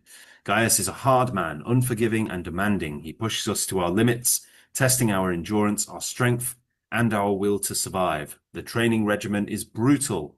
We rise before the sun for a series of rigorous exercises. Running, jumping, and strength training. We practice with wooden swords. Our movements choreographed to perfection, our strikes precise and deadly. The Lannister watches our every move, correcting our technique, punishing our mistakes. A mistake in the arena can be fatal, and Gaius drills this into us every day. He is merciless but fair. He knows that a gladiator's life is short and that our time in the arena is fleeting. He pushes us to be better, to be faster, to be stronger for our own survival. The discipline is strict, with rules that govern every aspect of our lives. We are forbidden from leaving the Ludus without permission, and any transgression is punished severely. A gladiator who disobeys the rules may be subjected to flogging or worse, forced to fight with a disadvantage, such as a shorter sword or a heavier shield. But it is not all punishment and pain. The Lannister also teaches us the value of discipline, of control, of strategy. He shows us how to read our opponents, how to anticipate their moves, and how to exploit their weaknesses. He instills in us a sense of pride and loyalty to ourselves, to our fellow gladiators, and to the Ludus. In the end, it is this discipline that will keep me alive in the arena. It is the knowledge that I have been trained by the best, that I have been tested and proven, that gives me the confidence to face any opponent, no matter how formidable. Okay, very good. So let's ask another question. What would happen if you don't do what the Lannister tell you to do? So let's see. The wrath of the Lannister. It is a fate worse than death itself. If you do not do what the Lannister tell you to do, you will suffer the consequences. And I speak from experience. I once disobeyed Gaius, our Lannister, by refusing to practice a new technique he was trying to teach me. I thought I knew better, that I was superior. Gaius was furious. He summoned the Scorparius, the whipmaster, and had me flogged in front of the entire Ludus. The pain was excruciating, the humiliation even worse. I was forced to endure the lashes, my back ripped open, my dignity shattered. But that was not the end of it. Gaius also docked my pay, reducing my already meager earnings. And to make matters worse, he paired me with a more experienced gladiator for a training session, a man who was determined to teach me a lesson. The Lannister have absolute authority over us gladiators. They can do as they please, and we must obey without question. If you disobey, you risk not only punishment, but also damage to your reputation and your chances of survival in the arena. In extreme cases, a gladiator who disobeys the Lannister may be forced to fight in a munus, a special exhibition match where the odds are stacked against him. This can be a fight to the death, with the gladiator facing a more skilled or better armed opponent. And then, of course, there is the ultimate punishment, sale to a Lannister known for his cruelty and ruthlessness. A gladiator who disobeys may be sold to a Ludus where the conditions are brutal, the training is merciless, and the chances of survival are slim. So I do what the Lannister tell me to do. I obey without question, and I pray that I will emerge victorious in the arena, and that one day I will earn my freedom. For a gladiator, there is no other way to survive. Wow, okay. Let's try this question. How do you maintain your equipment? So, try that one. How do you maintain your equipment? Let's see if that one loads. Hold on. Oh, nope, it's making us log in. Okay. So we'll come back to that later once I've logged into that. So you can play around with that if you like, and talk to the gladiator, of course, and ask some questions. Meanwhile, what we're going to do is push on to the next section. It's very useful, that AI there, just to sort of discuss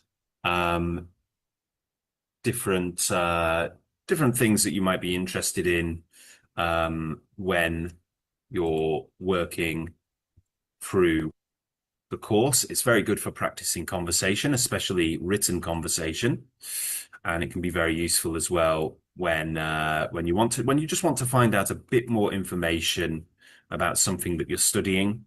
You can go through a little AI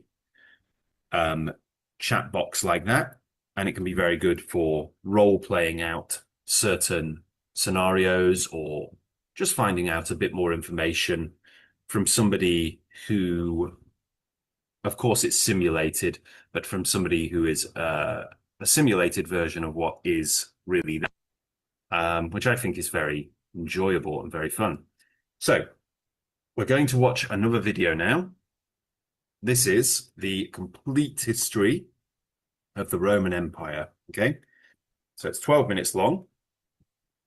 We have a transcript and a vocabulary bank to go through, and we'll go through those shortly. We'll watch the video now from the beginning. Welcome to our journey through. Just make sure that the quality is good. Turn the quality up a little bit.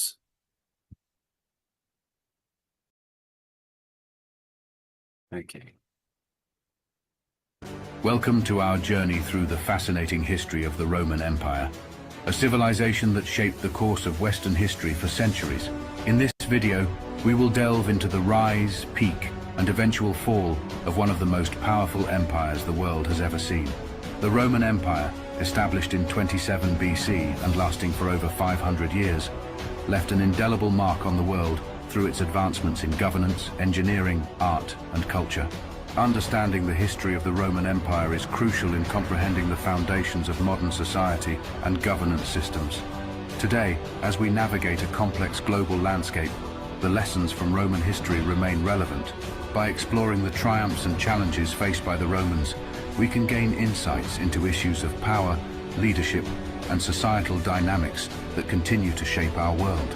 Throughout this video, we will uncover the stories of legendary figures such as Julius Caesar, Augustus, and Cleopatra, as well as pivotal events like the Punic Wars, the rise of Christianity, and the eventual fall of the empire. Join us as we unravel the mysteries and marvels of the Roman Empire, a civilization that continues to captivate and inspire us to this day. Founding of Rome, unraveling the legendary origins and establishment of the Roman kingdom. The founding of Rome is steeped in myth and legend, with one of the most famous tales being that of Romulus and Remus, twin brothers raised by a she-wolf who went on to establish the city of Rome. This mythical origin story symbolizes the blending of indigenous Latin and Sabine cultures that laid the foundation for the Roman civilization. From its humble beginnings as a small settlement on the banks of the Tiber River, Rome grew into a powerful kingdom under the rule of legendary kings such as Romulus, Numa Pompilius, and Tarquin the Proud. However, the monarchy eventually gave way to a more democratic form of governance with the establishment of the Roman Republic in 509 BC. The transition to a republic marked a significant shift in Roman politics, with power being shared among elected officials known as consuls, senators, and tribunes. This period saw the rise of influential figures like Julius Caesar, a brilliant military strategist and politician who played a pivotal role in the downfall of the Republic, and Augustus, who became the first emperor of Rome and ushered in a new era of imperial rule. Roman Republic, unveiling the political structure, expansion, and conflicts of an era. During the Roman Republic era, the political landscape was defined by a complex system of governance that balanced power between various institutions. At the heart of this system was the Roman Senate, a council of elders who advised on matters of state and played a crucial role in shaping Roman policy. The two annually elected consuls served as the highest-ranking officials in the Republic, wielding executive authority and leading the Roman legions in times of war. One of the most defining periods of the Roman Republic was the series of conflicts known as the Punic Wars, fought against the powerful city-state of Carthage. These wars, spanning over a century, resulted in Rome's territorial expansion across the Mediterranean and solidified its status as a dominant force in the ancient world. Amidst these tumultuous times, military leaders like Scipio Africanus and Marius emerged as key figures in Roman history. Scipio Africanus, known for his strategic brilliance and victory over Carthage in the Second Punic War, expanded Rome's influence in Spain and Africa. Marius, a populist general, reformed the Roman army and played a significant role in the social war and the conflict between Marius and Sulla. Julio-Claudian dynasty, unveiling the reigns of emperors from Augustus to Nero. The Julio-Claudian dynasty marked a pivotal period in Roman history, characterized by a succession of emperors who left a lasting impact on the empire. Augustus, the first emperor of Rome, ushered in an era of relative peace and stability known as the Pax Romana. His reign saw significant architectural projects, such as the rebuilding of Rome, and cultural developments that laid the foundation for the flourishing of Roman art and literature. Tiberius succeeded Augustus and faced challenges in maintaining the empire's prosperity. His rule was marked by political intrigues and power struggles within the imperial family, leading to a climate of suspicion and fear. Caligula, infamous for his erratic behavior and cruelty, further destabilized the empire with his tyrannical rule and extravagant projects. Claudius, often underestimated for his physical disabilities, proved to be a capable emperor, overseeing the conquest of Britain and implementing important legal reforms. Nero, the last emperor of the Julio-Claudian dynasty, is remembered for his extravagance, persecution of Christians, and the Great Fire of Rome, Pax Romana, embracing peace and prosperity in the Roman Empire. The Pax Romana, or Roman peace, was a period of relative tranquility and stability that spanned approximately 2 centuries during the height of the Roman Empire. This era, characterized by minimal internal strife and limited external conflicts, allowed for economic prosperity and cultural flourishing to thrive across the vast expanse of the empire. Under the Pax Romana, the Roman Empire experienced a period of unprecedented economic growth, facilitated by extensive trade networks, efficient infrastructure, and a common currency system.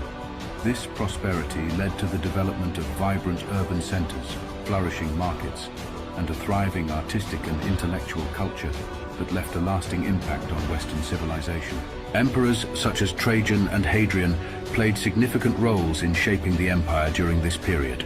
Trajan's military conquests expanded the empire to its greatest territorial extent, while Hadrian focused on consolidating these gains through infrastructure projects, like the construction of the famous Hadrian's Wall in Britain. The Pax Romana also witnessed advancements in law and governance, with the implementation of standardized legal codes, improved administrative systems, and the establishment of public works projects that enhanced the quality of life for Roman citizens. The crisis of the 3rd century marked a tumultuous period in Roman history, characterized by political instability, economic turmoil, and relentless invasions that threatened the very fabric of the empire. Succession crises plagued the empire as emperors rose and fell in rapid succession, often through military coups and assassinations, leading to a lack of stability and effective governance. External threats posed significant challenges to the Roman Empire during this time, with invasions by barbarian tribes such as the Goths and conflicts with the powerful Sassanid Empire in the east. These incursions strained the empire's resources and military capabilities, further exacerbating its vulnerabilities. In response to these crises, several reforms were attempted to address the empire's weaknesses. Emperors sought to stabilize the economy through currency reforms and price controls, while military reforms aimed to strengthen the Roman legions and fortify the empire's borders against external threats. Division of the empire, unveiling the split between the Western and Eastern Roman empires. The division of the Roman Empire into the Western Roman Empire and the Eastern Roman Empire, also known as the Byzantine Empire, marked a significant turning point in Roman history. The administrative and cultural differences between the two halves of the empire became increasingly pronounced as they evolved along separate paths. The split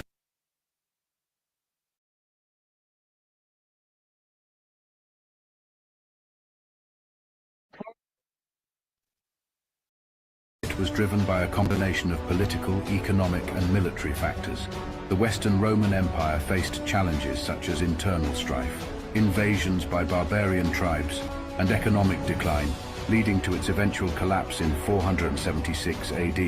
In contrast, the Eastern Roman Empire, with its capital in Constantinople, thrived as a center of trade, culture, and learning, enduring for nearly 1,000 years beyond the fall of the West.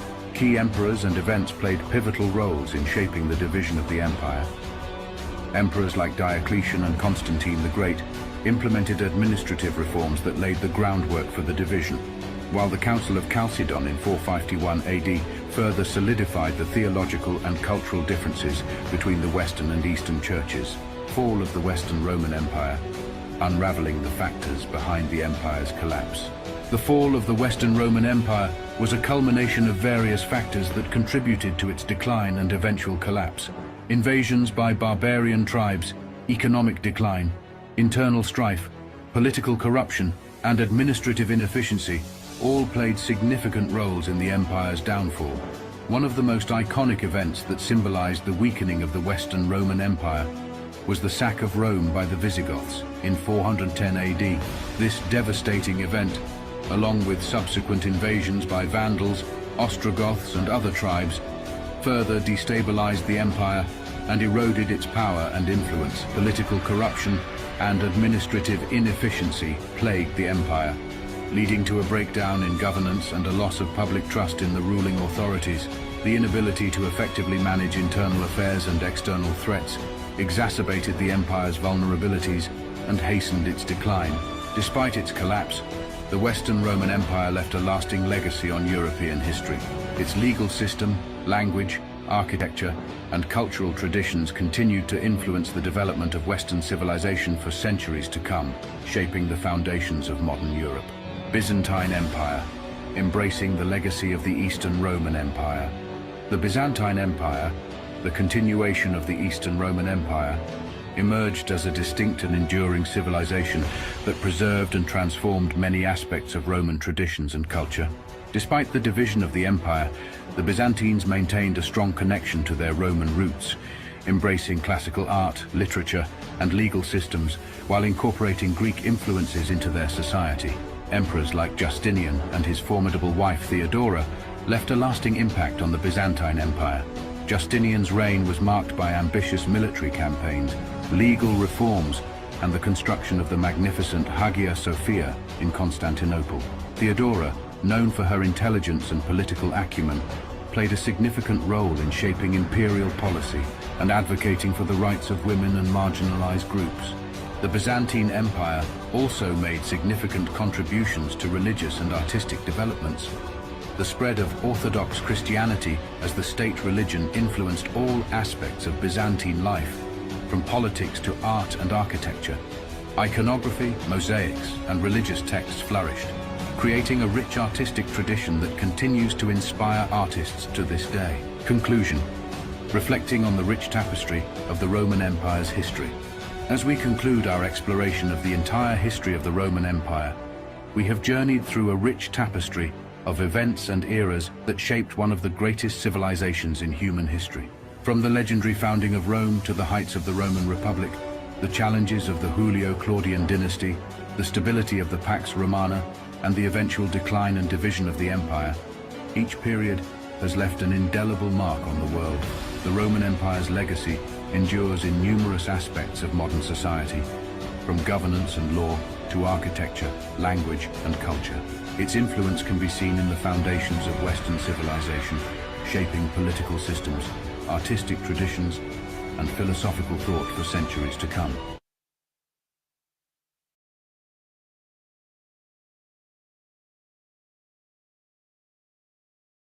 Okay, so guys, we've got a transcript to read through now, which is the entire history of the Roman Empire.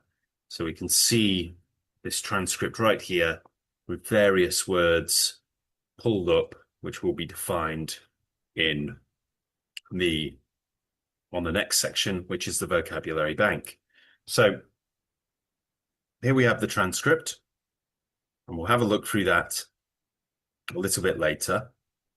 What I'd like to do first, though, is have a look at the vocabulary bank so we can see various words to learn, which can help us to understand the text a little bit better. Okay. So just bear with me one moment while I get these words ready.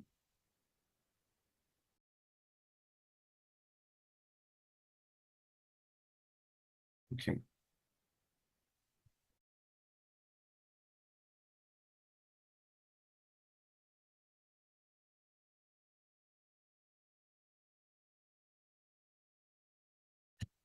Right, so I put the words in the chat box for you there. Let's go through some games now. So let's start with a simple game of tic-tac-toe. Okay. So let's start by choosing a square. So just to make this a bit simpler, let's have squares A,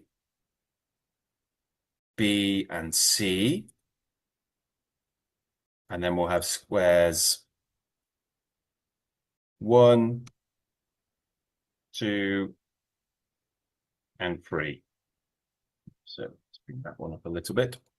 Okay, so let's start by choosing a square. Can someone choose a square for me? Like A1 or B2 or C3 or any of the squares?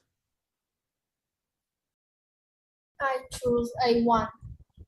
Great choice, A1. Okay, so this is, and we've got to be quick, the act, process, manner, or power of exercising authority and control, government. What could the word be? Quickly. Come on, guys. Oh, too late. Okay, we didn't get that one. Let's try another word. Sorry, another square. So which square should we choose? B2. B2, okay. Anything that is passed down or received from ancestors or from people who have come before. Legacy. Legacy is the word. Well done. Okay, so we got that square. Let's choose another one. B1. B1, okay. A story, theme, or personage that may or may not be factual, preserved in oral or written form as an embodiment of a people's ideals and accepted truths. So this is it's a myth. Yeah, a myth. A story that may or may not be true, usually related to the folklore or culture of a country. Very good. Choose another square, guys. B3. B3, okay. To strengthen or secure, make solid or stable. Legacy. Consolidate. Consolidate, very good. And you can see the word solid in there, which means to bring everything together and make it safe and secure and bring it all together. Great job. Okay, let's try another game. Choose a square. A1. B1, okay. Having meaning, meaningful. Significant. Significant, well done. Choose another one. B2. B2, an enduring result of a past event. Legacy. A legacy, very good. All right, choose another square. B3.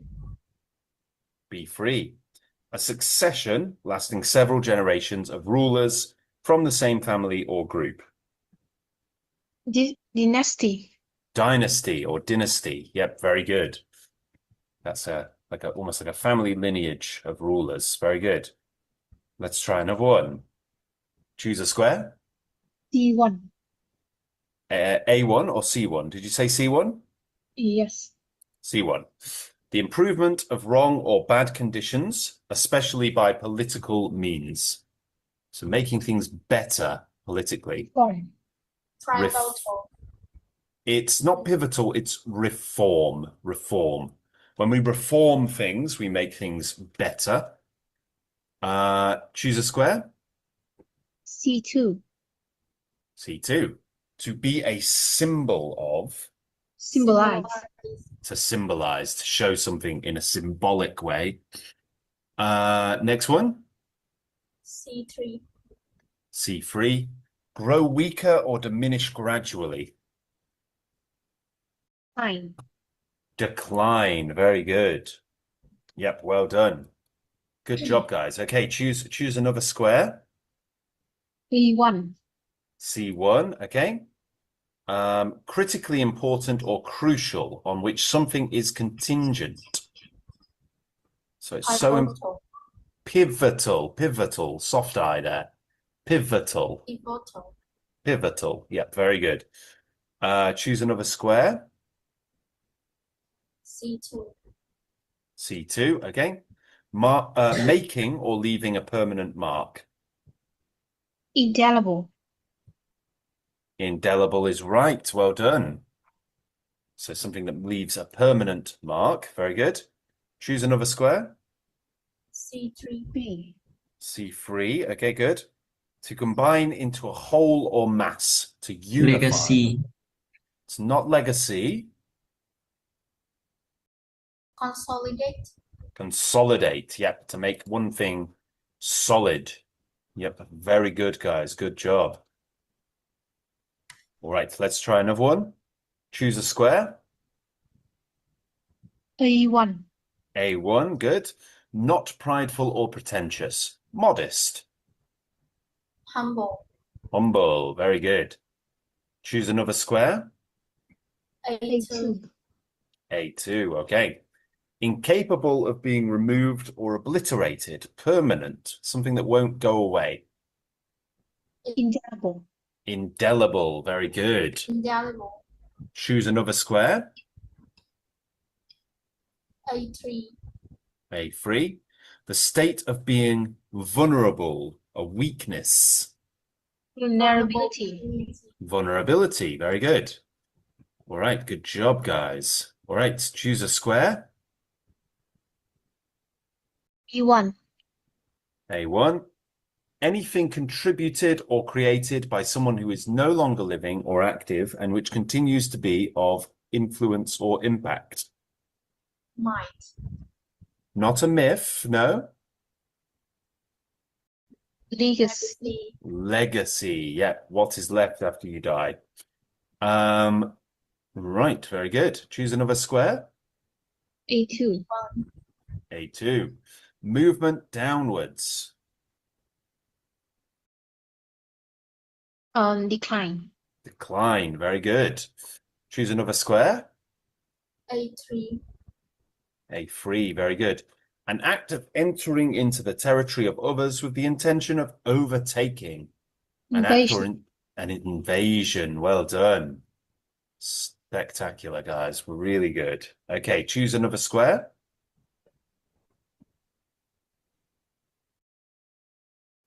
C1. C1, good.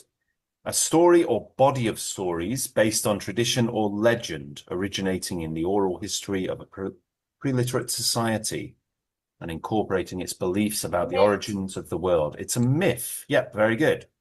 Choose another square. B1. B1, okay. To become unified or strengthened. dynasty, Consolidate. Very good. Consolidate. Choose another square. A1. A1, okay. Having consequence or import. Important. significant, Significant. Very good. Doing really well, guys. Great job. Okay, fantastic. See that? We did really, really well there. Okay, let's try a different game. Okay. Let's try a crossword this time. And we'll take away those annotations on the board. Okay. So, first of all, we have one across, and this is movement downward. What could that be? Decline. Decline. Great. Let's try 2 down. Making or leaving a permanent mark.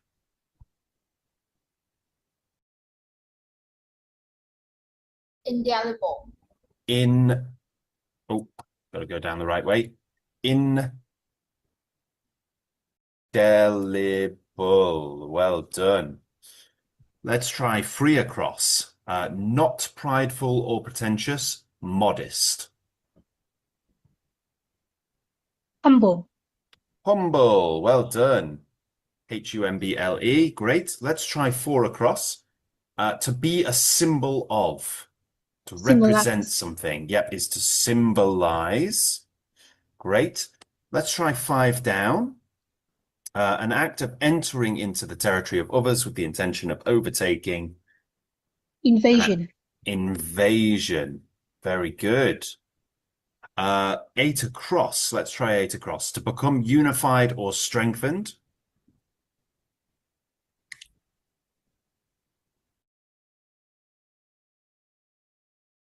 To become... Indelible.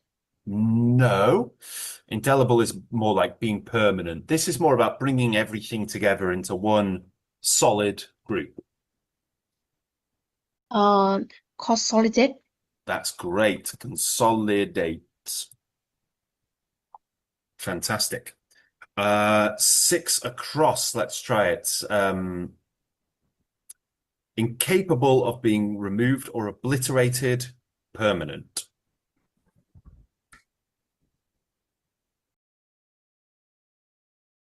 Legacy. Not legacy. It's one we've already had in this crossword.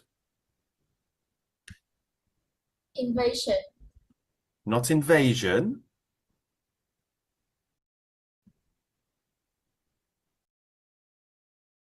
Let's try 7 down to see if we can help us find it. A succession lasting several generations of rulers from the same family or group.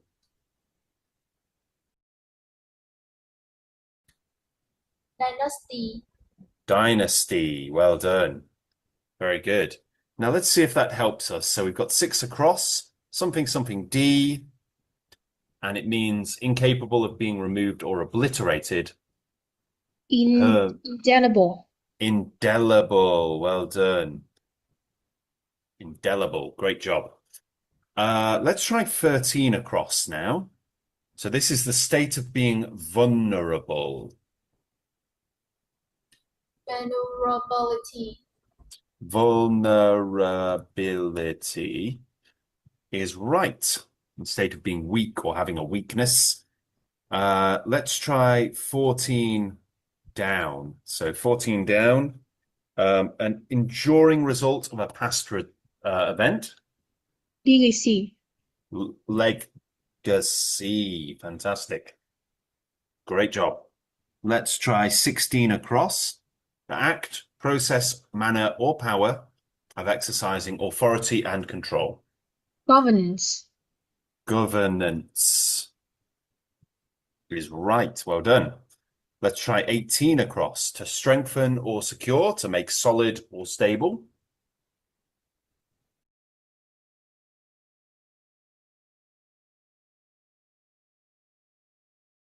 Consolidate.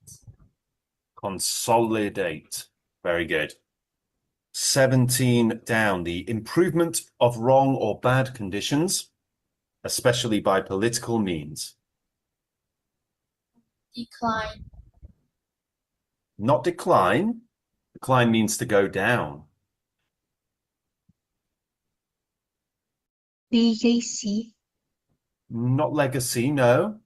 Think about the definition rather than the letters. So, reform. Yep, very good. All right, let's try 20 across. Myth. It's myth. Well done. Yep. So stories based on tradition or legend. 11 down. Critically important or crucial. Invasion. Not invasion.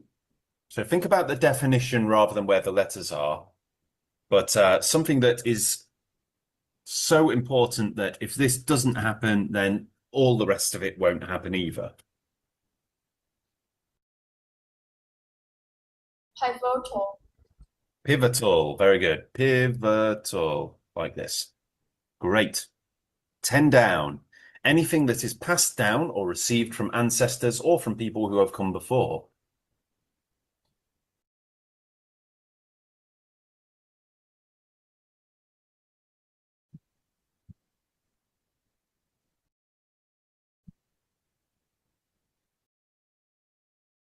What do we think? Legacy.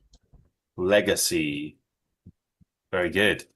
9 down. To grow weaker or diminish gradually. Decline. Decline. Well done. 12 down. Anything contributed or created by someone who is no longer living and active, which continues to be of influence or impact.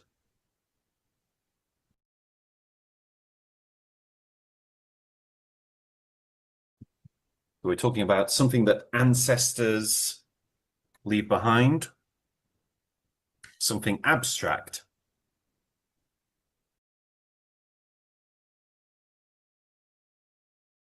Pivotal. No, not pivotal. Think about the thing that is left behind, the stories that are left behind. Legacy. Legacy, very good. Okay, let's try 15 down. Having meaning, meaningful.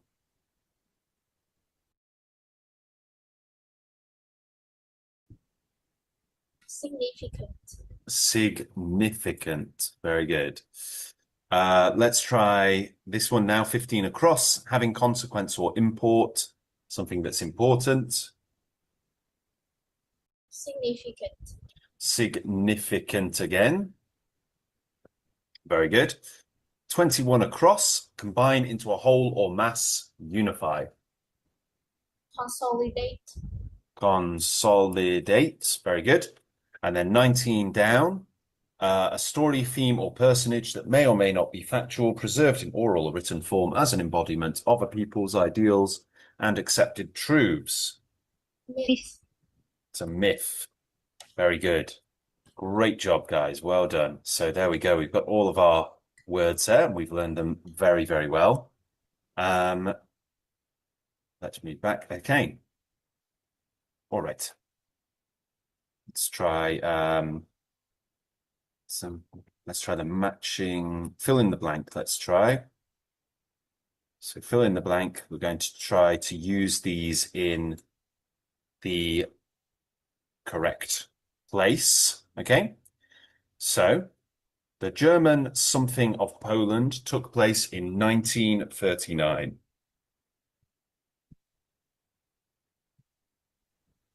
Myth. Not myth. So Germany went into Poland without Poland's permission. They were not Legacy. wanted. Sorry? Legacy. Not legacy. This is talking about the beginning of World War II, where Germany, the German army, went into Poland and they were not supposed to be there. They were not allowed there. In the bill. No, it's not indelible. Invasion. Invasion. Very good. The invasion, because the German army went into Poland and they were not allowed to go in there. They were not welcomed by Poland. It was an invasion. According to the Greek something, Prometheus stole fire from the gods and gave it to man. Myth. That's a Greek myth. Very good. But Prometheus, yep, a very old Greek myth about somebody called Prometheus who stole fire and gave it to the humans and was punished by the gods afterwards. Something ink. So ink is what is in pens, of course. Indelible.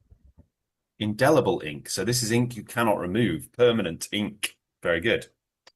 It was a small but something victory, as it gave the troops the confidence they needed to battle on. Invasion. Significant. Say that again, sorry. Significant. It could indeed be significant.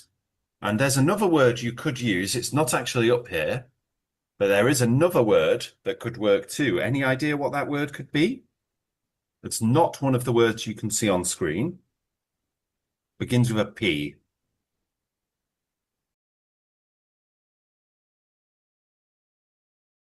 You could also use the word pivotal, a pivotal victory, because pivotal means that a pivotal victory in a war is the difference between winning the war and losing the war.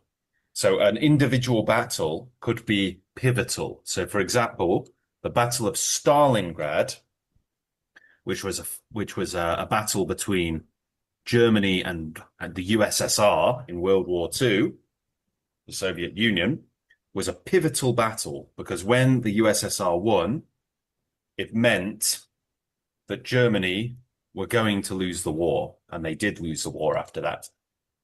Next, her position as leader. Consolidated. Very good. Consolidated her position as leader. So she put all her power together. She got together everybody who supported her and set herself up as the leader. Next, the large number of orphans is a something of the war. Invasion. Not an invasion. So first of all, we would say an invasion because it's a vowel sound. But this is not an invasion. So orphans are children that don't have a mum and a dad. A mum or a dad. Is a what? Vulnerability. No, it's not a vulnerability of the war. We're talking about something that is a reminder of the war having happened. Decline. No, it's not decline. It's something that's very sad because basically what it's saying is the war killed lots of people and that led to lots of children not having parents because their parents had died.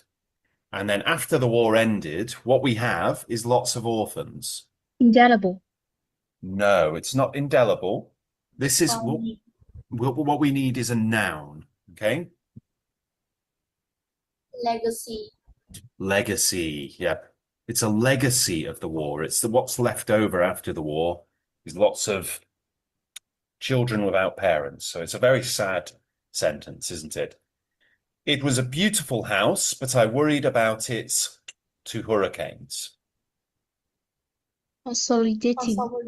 No. So hurricanes are natural disasters, huge amounts of wind blowing a house down. So even though the house is very beautiful, it's very weak because a hurricane could knock it down. Decline. So what are we talking? Not decline. When we're talking about the weakness of something. Declining. No, not declining. We're talking about weakness. Vulnerability. That's the one. Vulnerability to hurricanes. Oh, clicked on the wrong one. The vulnerability to hurricanes. Very good. The union leaders are several small unions.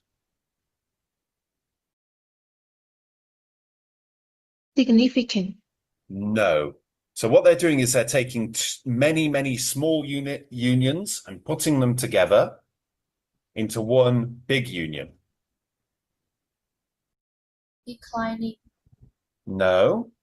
What do we do when we take lots of things that are far apart, put them together into one solid group? Consolidating. That's the one, consolidating. We use the continuous verb there. My father's health is something and he can no longer live alone. Decline. Declining. Very good. This chart shows the something in profits over the last 6 months. So profits have gone down. Decline. Decline in profits over the last 6 months. Very good. Next up, the two businesses have done well since they joined together.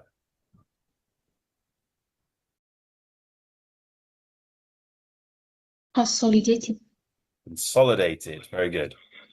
There are various surrounding King Arthur. Humble.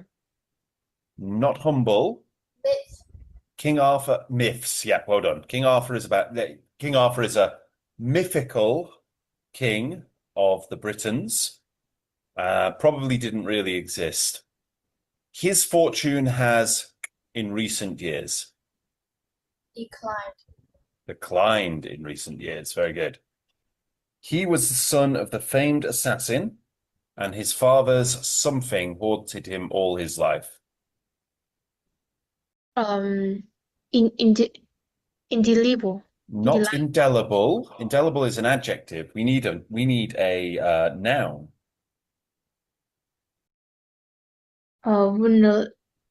Not vulnerability. So he was the son of a famed assassin. So an assassin is someone who kills people for money. Legacy. So legacy, yeah. So his father's legacy as a murderer haunted him his whole life. So it was hard for people to forget. This esteemed university is the great of its enlightened founder.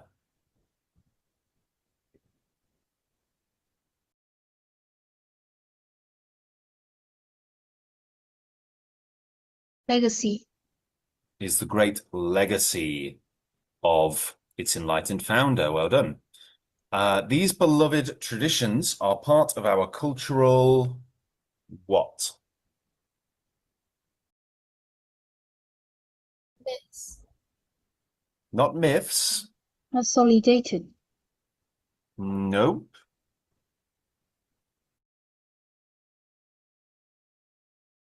Legacy. Legacy again, yeah. She hid her something by pretending not to care what people said about her. Humble. Not humble. Humble is something you are. Vulnerability. Vulnerability, yep. So she didn't want people to know she did care about what people said, so she pretended she didn't. Although he was rich and powerful, he remained a man. Humble. A humble man. Very good.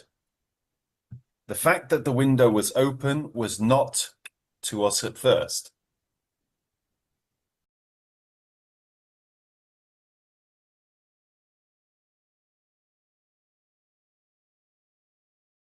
Consolidated. No.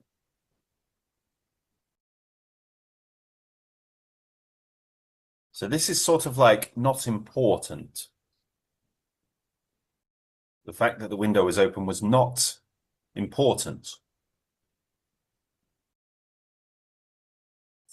Significant. Significant to us at first. Very good. He was still tortured by memories of the war. Indelible. Indelible memories. Memories he can't forget. Right, very good. Let's try these last three now. The last to rule over all of China, was the Qing dynasty, whose emperors ruled from 1644 until 1912. Dynasty. The last dynasty, yeah, or dynasty. The introduction of the term rock and roll, is part of famous disc jockey Alan Freed. Pivotal. Not pivotal. Legacy. The legacy, yep, very good. The thing that he had left behind is this term, rock and roll. The role that he played in the negotiations was Significant. yes, but pivotal is better. So it could be significant, but pivotal, because pivotal means that if it wasn't for the negotiations, then it wouldn't have worked. So it says here, little would have been achieved. So it was pivotal that he played this role in the negotiations. Other than price, there is no difference between these products. Significant. Significant difference. Fantastic. All right, that's really good, you guys. You're doing really, really well. Now, obviously, there are lots of other games that you can play on here to learn some more of the vocabulary. Okay, so if you do want to learn a bit more, then you can do it that way. We'll finish the lesson there, and we'll continue with that in another lesson. Okay. So before we stop, is there anything else that I can help you with? Anything I can go over with you at all? I think no. Okay. All right, guys. Well, we'll finish there then. And thank you for joining the lesson today. And I'll see you again soon. Bye-bye for now then. Take care. Teacher. Goodbye, teacher. Goodbye, guys. Bye-bye. Goodbye, teacher. Goodbye. Goodbye. Take care. Bye-bye, everyone.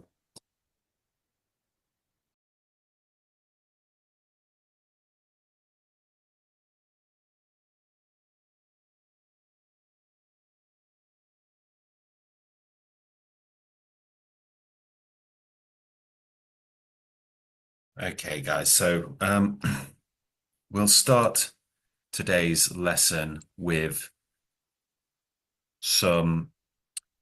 with a vocabulary game, okay? So you can see the vocabulary bank, which is in the chat box. You'll be able to see that just in the chat box there. So have a look through the 15 words that you can see, and we're going to see if we can work out which word of the 3 listed here is the correct one. So first of all, this word is a noun, and a related word is fire. Does anyone have any idea what this word could be? Is it severe, attraction, or illumination? Not sure? Let's have a clue. So another similar word is light. So light. Does that help at all? So we've got illumination, attraction, and severe. Let's try another clue, shall we? Okay. So an antonym, an opposite word, is ignorance. And let's try the last one. Okay, the definition here, the act of illuminating or the state of being illuminated. So some big clues there. Any ideas, guys? What word we're looking at here?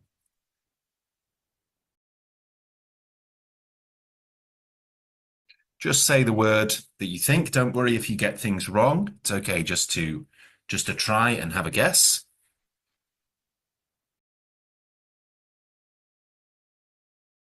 Or if you are a bit shy of talking, just write the word in the chat box.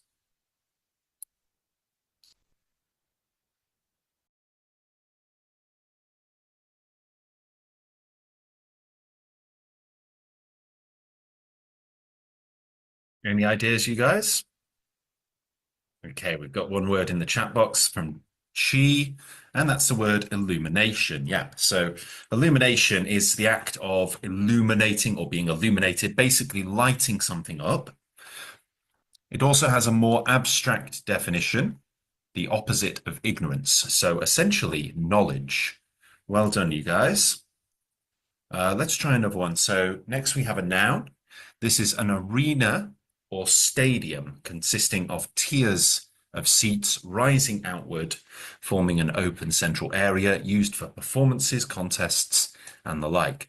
So this is like a kind of very much like a stadium in that the seats sort of start on the ground close together and then they get wider and wider in the circumference. Yep, well done, guys. That's amphitheater. And we can see an image of an amphitheater right here. which is actually related to today's lesson. Next, we have a noun. We have a related word there, but I don't think that's going to help much. So a similar word here is background, which is a major clue there. Background. So we're talking about something that goes behind. Yep, the word is backdrop, very similar word. A curtain at the rear of a stage setting upon which are painted elements of the setting, such as windows, furniture, the sky, or the like, often used in theatre. Next, we have a noun, and the example is magnetic is a powerful force. So we're talking about the ability to draw something in, to pull something towards itself.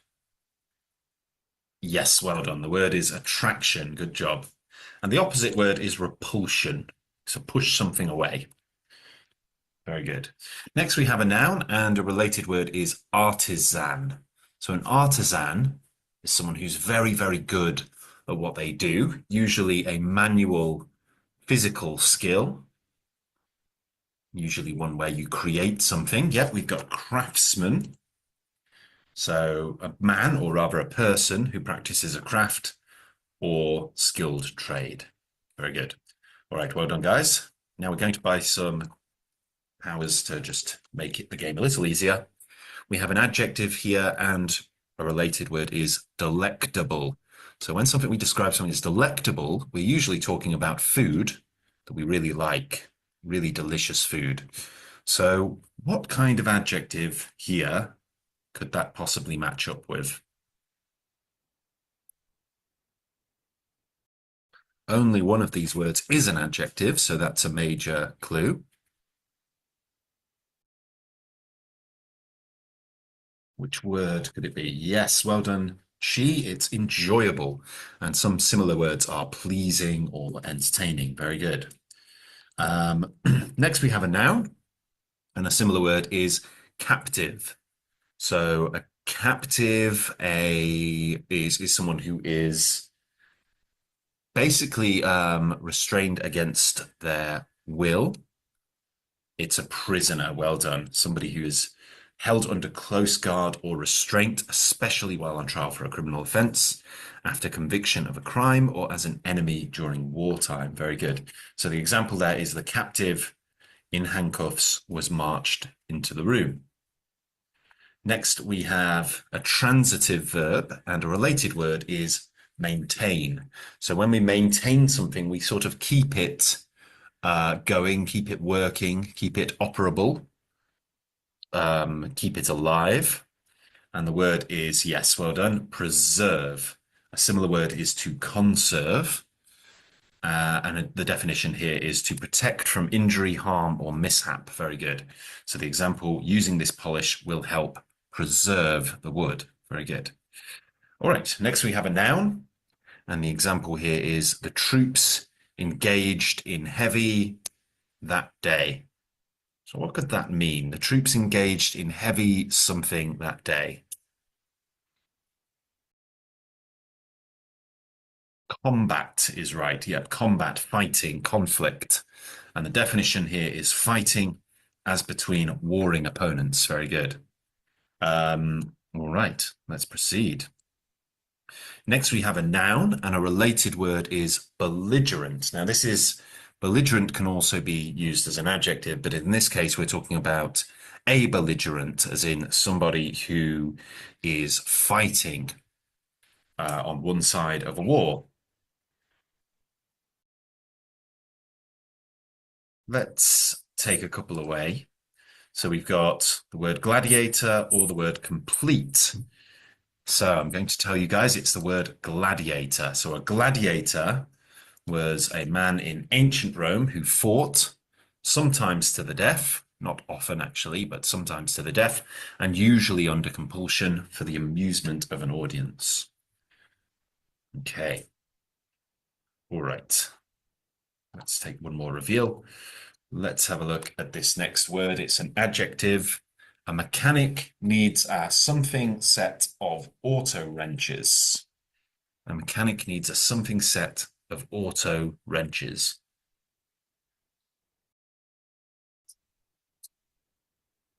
So what we need here is an adjective to talk about something being full.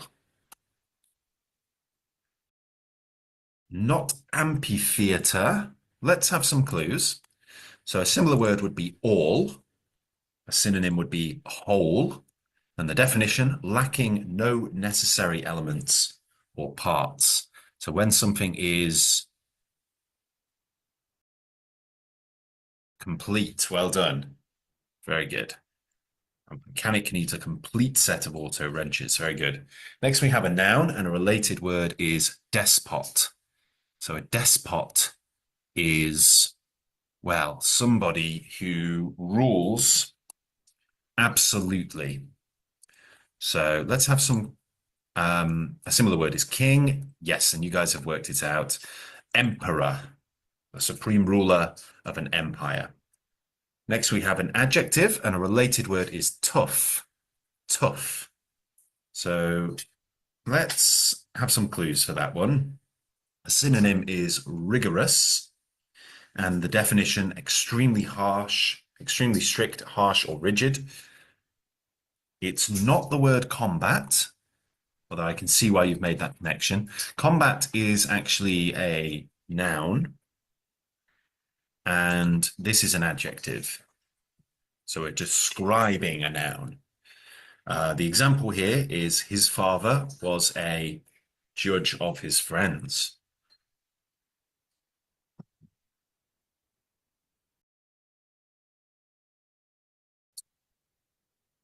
Yes, well done. A severe judge of his friends. Fantastic.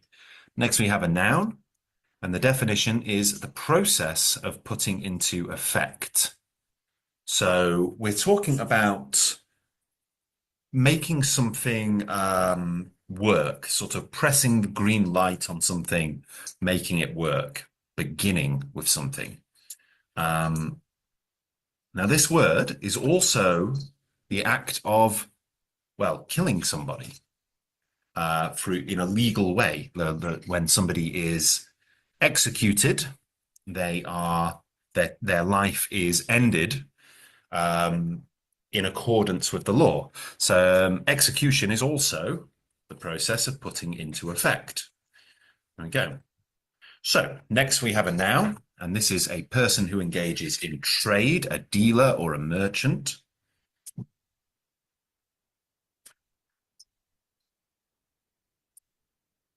Very good. A trader, a merchant or a middleman. Very good. All right, great stuff, guys. Well done. We're doing well. That's level 4 we're up to. We've finished that now. Now let's try using these words in context. Okay, those are definitions. So let's go through the definitions first, and then we'll try some context stuff. So amphitheater is the answer 1, 2, 3, or 4. You can just write the number. Which one is the correct answer here for amphitheater? Yes, it's an arena or stadium consisting of tiers of seats. Very good. Next, we have attraction. What is attraction? And again, just write the number. You don't have to write out the whole definition. It's the power of attracting, the power of drawing people in. Well done, guys. Next, we have backdrop. So backdrop, what do we mean by backdrop?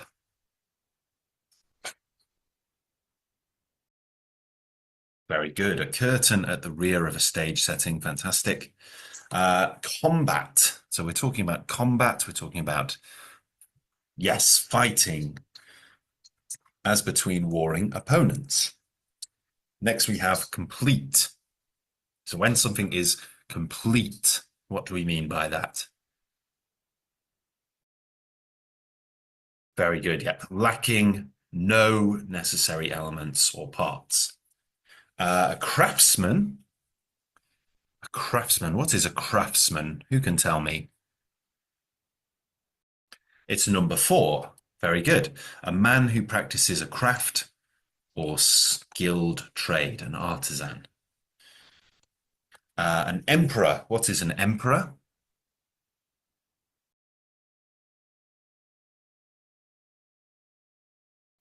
That is the supreme male ruler of an empire. If it's female, we would have the word empress. Enjoyable. What definition goes with the word enjoyable?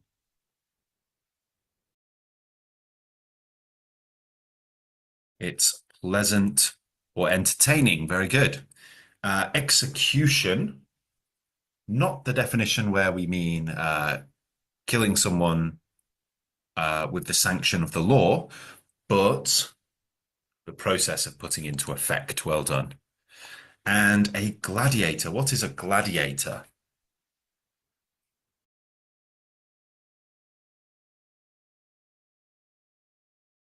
Well done, guys. A man in ancient Rome who fought often to the death and usually under compulsion for the amusement of an audience. Now, I will correct the definition here. The word often is not strictly true. Gladiators didn't often fight to the death, although sometimes they were killed or but they weren't always killed. They didn't often fight to the death. They did often fight. Illumination. So lighting things up. What do we mean by yes? The act of illuminating, the act of lighting things up, or in many cases, illumination can also mean illumination of knowledge, lighting up the dark areas of ignorance. And then we have this verb preserve. What do we mean by preserve? Very good. To protect from injury, harm, or mishap. Great work, guys. We're doing really well. A prisoner. What is a prisoner? Yes, it's a person held under close guard or restraint, especially while on trial. Severe. What do we mean by severe? It's an adjective. If we describe, yep, very good. If someone's, if a punishment is severe, we mean it's extremely strict, harsh, or rigid. And trader. What is a trader? Someone who engages in trade, a dealer, or a merchant. Very, very good. Okay, fantastic work, guys. And of course, we've done really, really well there. Now let's have a look. So we've got our vocabulary bank here, which you should be able to see. Let's try one more. Yeah, okay. Let me just check if this is the game that I want. Fill in the blank. So down. Okay, yes, this is the one. So let's try using these in context now. So she prayed that the children would be from harm. So now we're going to have to write in the full word. She prayed that the children would be from harm.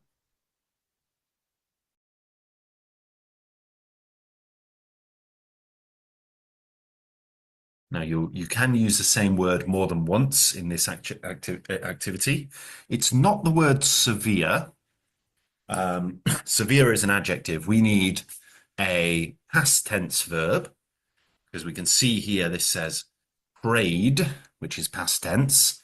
Yes, so the word is preserved. Now, remember, guys, there might be different forms of the same word, like prisoner and prisoners, or the same word may be used more than once. Next, we have the troops engaged in heavy that day.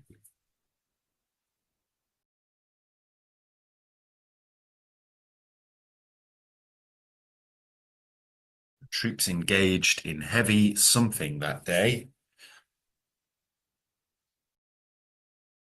So this is actually a noun referring to fighting. Troops are soldiers. It's a more informal way of saying soldiers.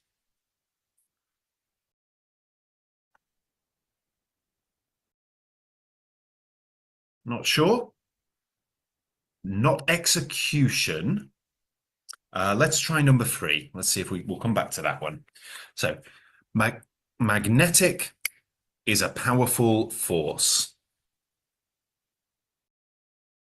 So this is the force of drawing things in, pulling something towards. It's attraction. Well done. Magnetic attraction is a powerful force. His father was a judge of his friends.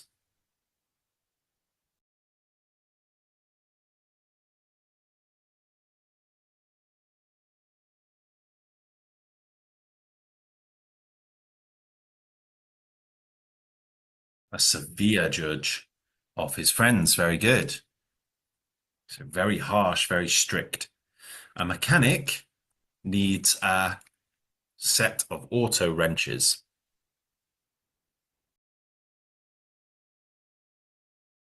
So if you're a mechanic, you need to have all of the tools, not just some of them, but all of them.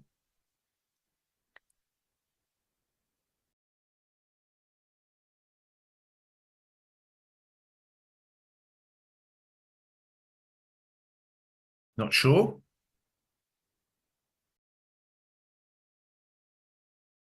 We'll come back to that one, okay? It's not execution. Let's try this next one. We're allowed to exercise in the yard. So what group of people are allowed to do exercise in the yard? And this is a plural. It's prisoners. Very good. And we can tell it's prisoners and not prisoner because it's were and not was. Punishment for even small crimes could be in those times.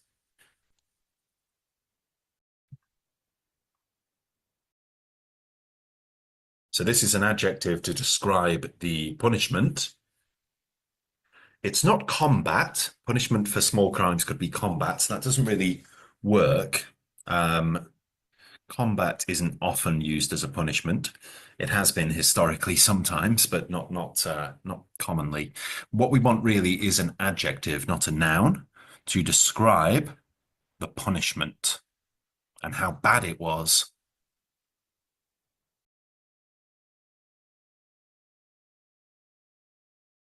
So it's not preserved. We need, again, preserved isn't the right sort of thing we're looking at here. We're looking for an adjective to describe something as being particularly cruel or harsh or strict.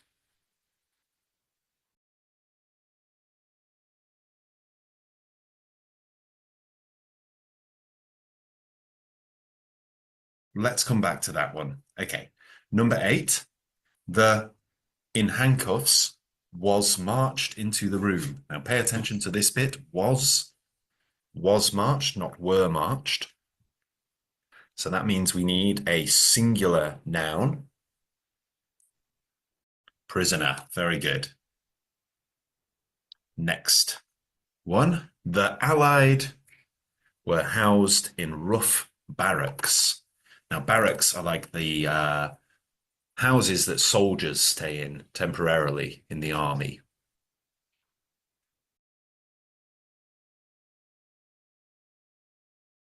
Yes, and it's the word prisoners again. Very good.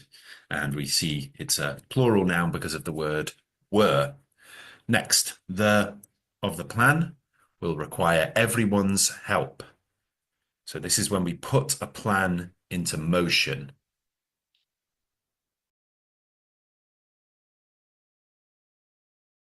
Not complete. Completion of the plan would be okay, but this is not there isn't a word completion up there, so we've just got complete. That's not the one. Execution, well done, is the right one. The execution of the plan will require everyone's help. Right, let's try this one again. So the troops engaged in heavy something that day. The troops engaged in heavy.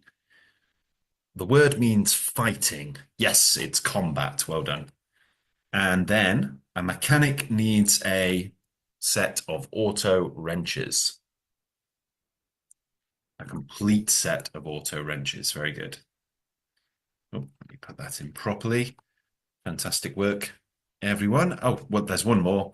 Punishment for even small crimes could be in those days.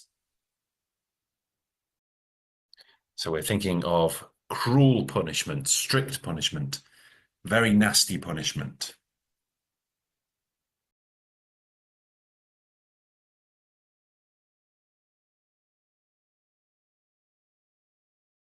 Any idea at all, guys?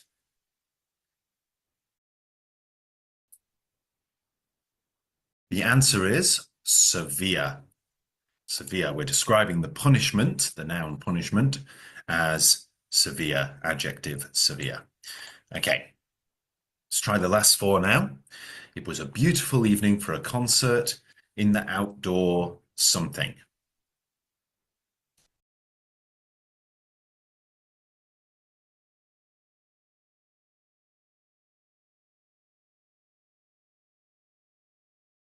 So a concert, it's like a big musical event.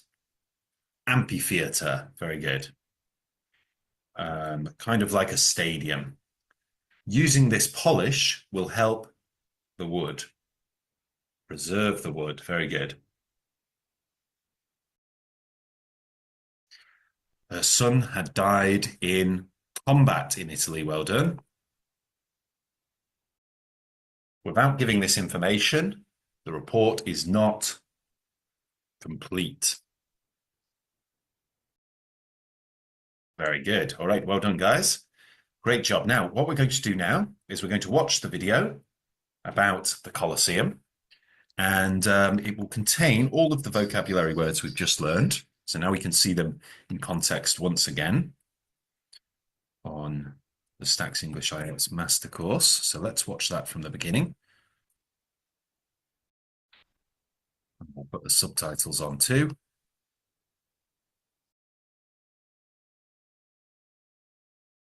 The Colosseum. Always at the top, smack bang in the middle of Rome, you'll have no trouble getting there. With that being said, here are a few facts to know. The Colosseum is an amphitheater and was built and added to by a number of Roman emperors over the years. In the Colosseum, gladiators would fight, battles would be replayed, and executions would be shown. Underneath the Colosseum, prisoners awaited death. Animals from around the world were caged, and gladiators prepared to enter the arena. Because of the many executions throughout its history, the Colosseum is now being used to shed light on the death penalty. When a prisoner anywhere in the world has their death penalty sentence changed to a less severe sentence, the Colosseum's nighttime illumination changes from white to gold. Completed in 80 AD, making it almost 2,000 years old, it's still the biggest amphitheater in the world today. Despite its almost 2,000-year history, combat entertainment only took place for about a quarter of that time. For most of its recent history, it was used in many different ways. Traders, artists, and craftsmen worked there. People would pray there, and it was even used as a place to bury people. Now it's being preserved and is only being used as a tourist attraction. However, some up to various shows and events. If you decide to go to the Colosseum, my only advice is book your ticket in advance and go early in the morning. That way you'll have less waiting time and a more enjoyable visit. Hopefully, these simple facts will inspire you to learn more about the colossal history of the Colosseum. Thanks for watching. Please. Okay, guys. All right. So let's go through some quiz questions. related to the Colosseum. So let's try these 8 questions. So first of all, what do we mean by smack bang in the middle? What does smack bang in the middle mean? Write your answer in the chat box or say it out loud.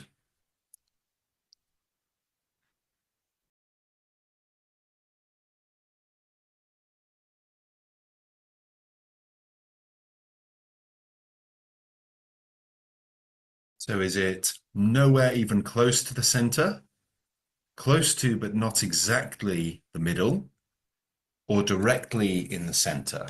So we can write A, B, or C just to save time.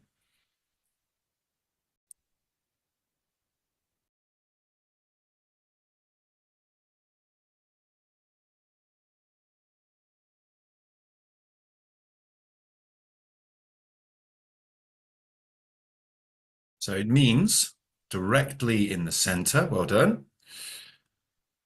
Smack bang in the middle. It's an idiom for directly in the center. You'll have no trouble. What does that mean? Does it mean it will be hard, it will be easy, or it is illegal?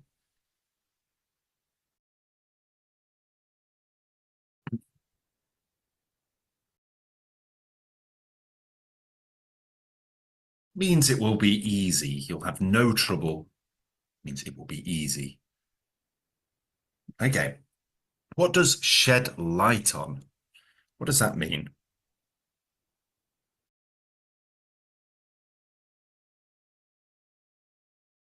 Does it mean A, to reveal more information about something? B, to turn on the light or light a candle?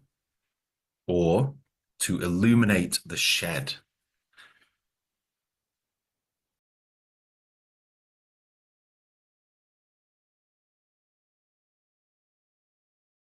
What do we think? A, B, or C? It means to reveal more information about something. Well done.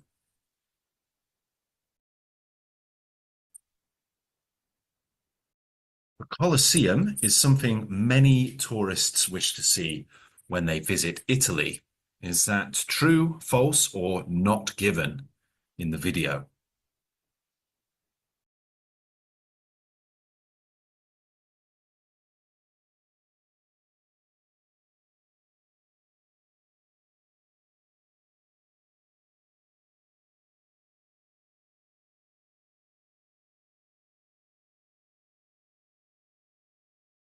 What do we think? True, false, or not given? So Quinn is saying it's true. Let's have a look. Quite correct, yep. The Roman Emperor Vespasian started building the Colosseum. True, false, or not given? Now remember, when we do an IELTS reading test, we have to listen for information that is given or information that is contradicted and directly said to be false, or we also ought to check whether the information is there at all, any information about it. So even if you know something to be true, or know something to be false, or believe something to be true, or believe something to be false, that doesn't necessarily mean that you should put true or false. It might be not given. And in this case, there's nothing about the Roman Emperor Vespasian. And you can check the text by looking for the word Vespasian, because you can't really change that to anything else. You can't change the meaning of that word to any kind of synonym because it's a proper noun. So question 6, gladiators fought, battles were reimagined, and executions occurred in the Colosseum. Is that true, false, or not given?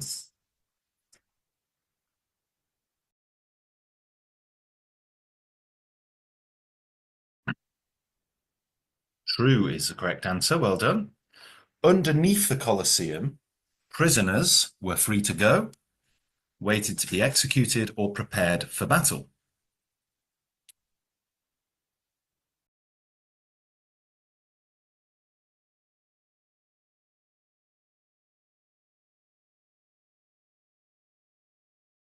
What do we think? Waited to be executed is correct answer. Well done. And underneath the Colosseum, animals from around the world were locked up, fighting gladiators or awaiting execution.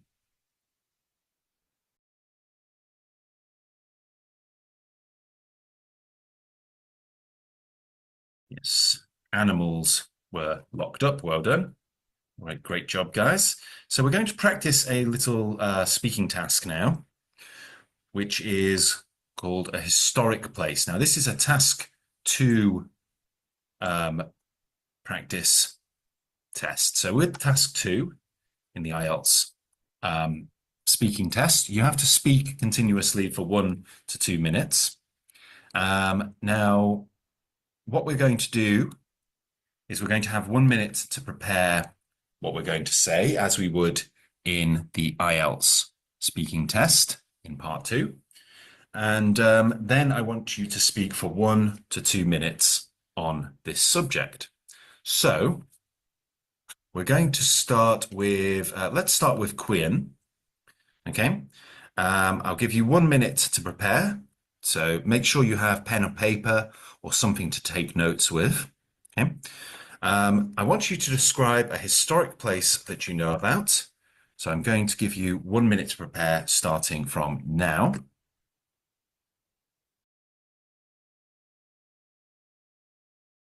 Okay, if you could begin speaking now. Okay. The Colosseum, also known as a Flavian amphitheater, is an enduring symbol of the Roman Empire grandeur and complexity.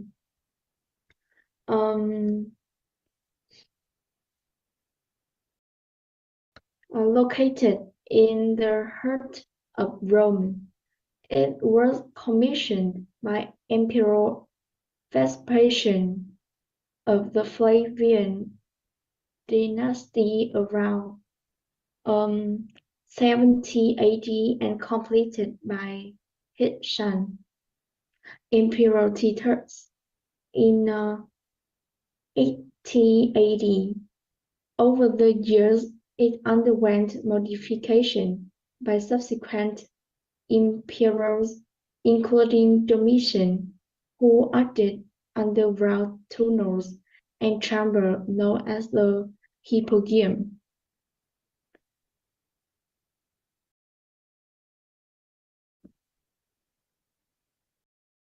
Okay, so Quinn, the aim of part 2 is to be able to speak about the subject that's presented in your own words. Okay, so what I believe it sounded like you were doing there was reading from a text, and that's not really what we're looking for in the IELTS test. Obviously, when you go into an IELTS speaking test, you will not be allowed to take anything with you, which you will just have the 1 minute provided to make some notes about what you're going to say. So some of the questions that you should answer would be, well, first of all, tell us about a historic place, what the place is, where it's located, and the significance of the place, and describe your experience of the place. It might be that you've never been to that place. That's okay. You can just talk about how you've maybe read about it, or something that you know about it, or maybe that you would like to go there one day. What we want to avoid when we're doing the IELTS speaking test, we want to avoid rehearsed answers, okay? So we never know really what we're going to get. We can't be 100% sure what we're going to get. So trying to rehearse an answer for an IELTS speaking test is not going to work, really. So what we want to do ideally is just to talk about a place continuously for 1 to 2 minutes, answer some questions about it, and not I don't want you to sort of look something up and read it to me word for word, because it's quite clear to an examiner when someone is doing that, because there will be, first of all, the grammar is usually flawless, but not just flawless in a way that it's spoken flawlessly, that it appears to be written flawlessly as well. and it comes up the speaking itself comes off a little bit unnatural because it is quite clear that the person is reading it. You understand? And they may use terms which they don't fully know. It doesn't really work because once you get onto part three, the it isn't just you speaking, it will be the examiner speaking as well. And it will be a bit more conversational. And at that point, the examiner may ask you questions about things that you've spoken about.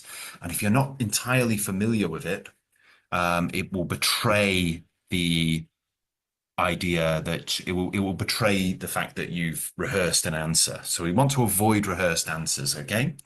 So let's try this again. This time, let's try it with Chi. So Chi, I would like you to describe a historic place that you know about. You should say what the place is, where it is located, and what is the significance of the place, and your experience of the place. Okay, so I'll give you a minute to prepare, Chi, and you can take some notes. Your minute starts now, okay? Okay, so if you could begin speaking now, please. Yes. I think a historic place that I know about is Lam Kinh Historical Site, and it's located in Thanh Hóa Province, Lam Sơn Town. I think it is so important with our traditional because this is one of the historical villages of Thanh Hóa with a long history. It commemorates the marches of heroes who came before, and the experience when I came here is everything is so historical. I can see the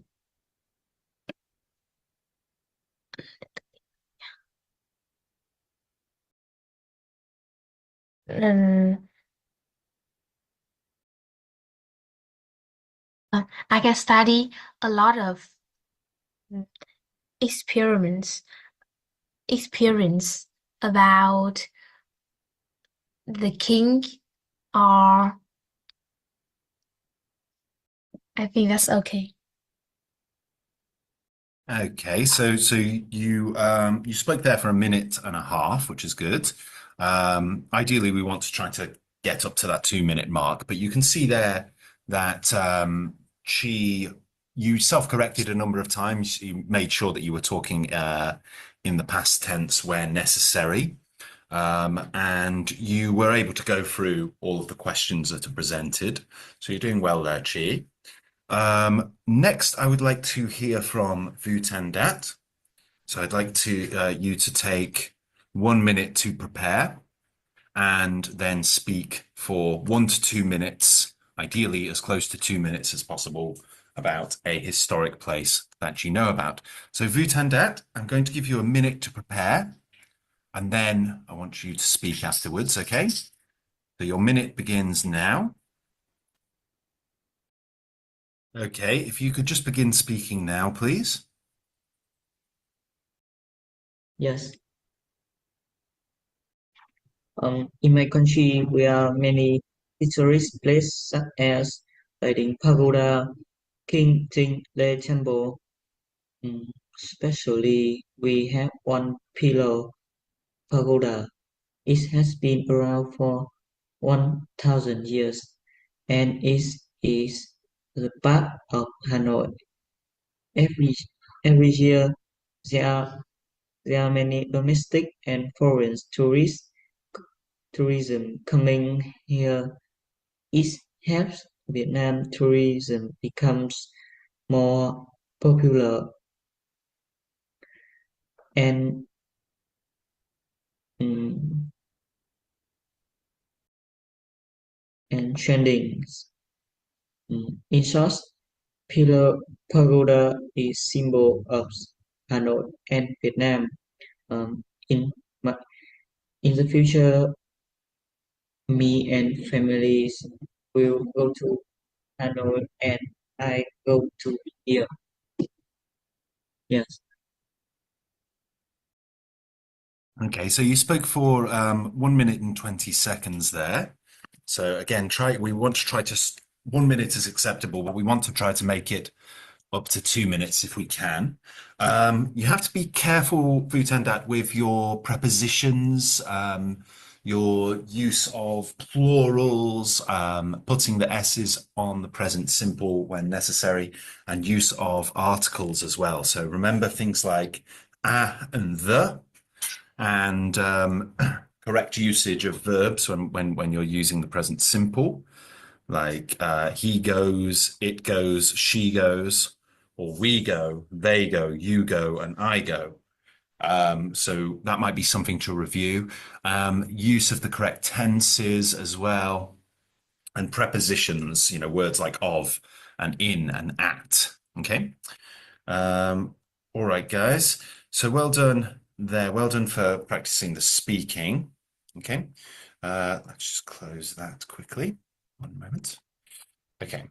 Okay.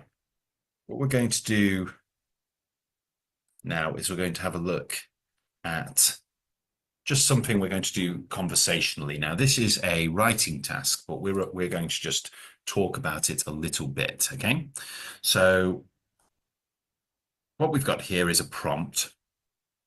Some people think that learning about history is a waste of time, while others believe it is essential. So we're going to discuss both sides of the argument and give our opinion. So let's go back let's start with Vutandat this time. So Vutandat, what do you think about this? Some people think that learning about history is a waste of time. What do you think? Just briefly.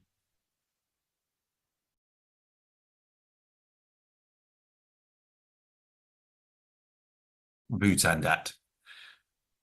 Do you think that learning about history is something that we need to do? Do you think it's something we should be doing in school?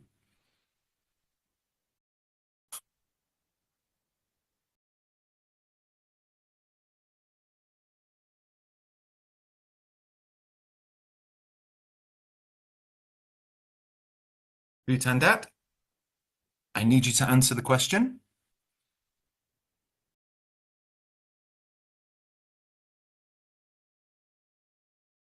Okay, let's move on. So, Cheek, what about you? Could you tell me what your opinion is? Some people think that learning about history is a waste of time, while others believe it is essential. What do you think? I think I don't agree with this opinion. Which opinion do you not agree with, though? Learning about history is a waste of time. So you don't agree that learning about history is a waste of time. Why do you think it's not a waste of time? Because I think that if you learned history, you can know a lot of things that your I can describe this. Okay, so something that might help you here is you've made your opinion clear, and what we want to do really is provide facts, evidence, examples to justify your opinion. So you've said that history is not a waste of time. Learning about history is not a waste of time, and you were giving me some reasons why that is. Okay, so let's continue with that. So what can we learn from history?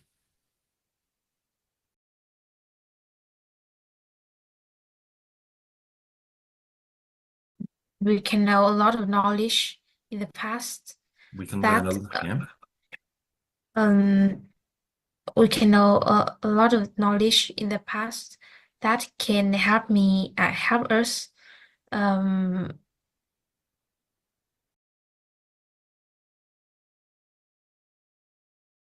Yes. um, Okay, so we can learn a lot of knowledge from the past that can help us today to quite often we can learn mistakes that people have made in history, and we can use that as a blueprint to avoid making the same mistakes again. Thank you, Chi. Quinn, what is your opinion on this? Some people think that learning about history is a waste of time, whilst others believe it is essential. What do you think? Mm, um,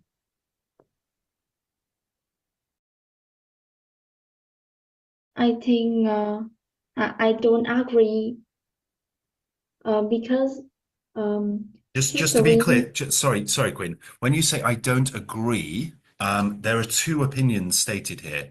Do you disagree that it's essential, or do you disagree that it's a waste of time? So we have to be clear on which opinion we're supporting and which opinion we are disagreeing with. I don't agree with some people think that learning about history is a waste of time. I don't agree that learning about history is a waste of time. Okay.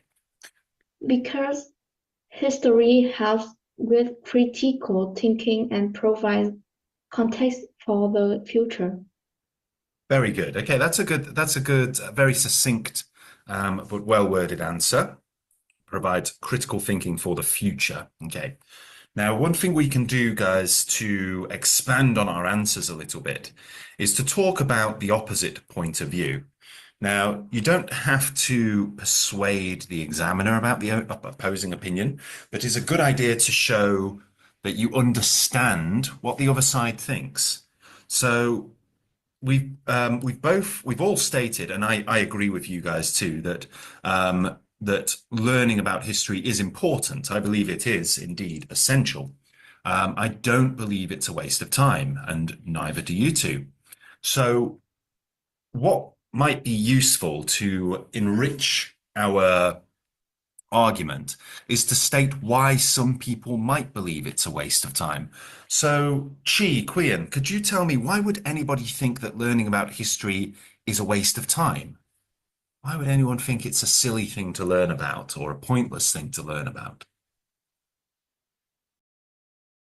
Why people think that? Yeah, why would people think that?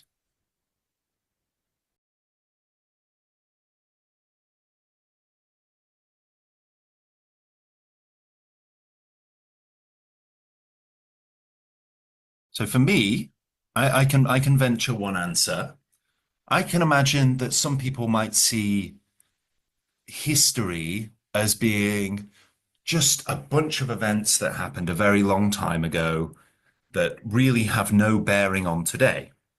And it's very easy to see that because if you go back 1,000 years and we talk about English history, we could talk about 1066, the Norman invasion, and the Battle of Hastings, and William the Conqueror crossing the Channel, and all of that. And people think, why was that important? Why does that even matter? Who cares what happens? It wouldn't matter who won the Battle of Hastings. Everything would still more or less be the same. That's probably what some people would think.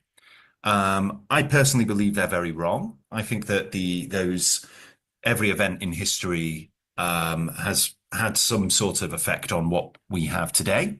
And it's very important to learn about history so that we can understand why things are the way they are today.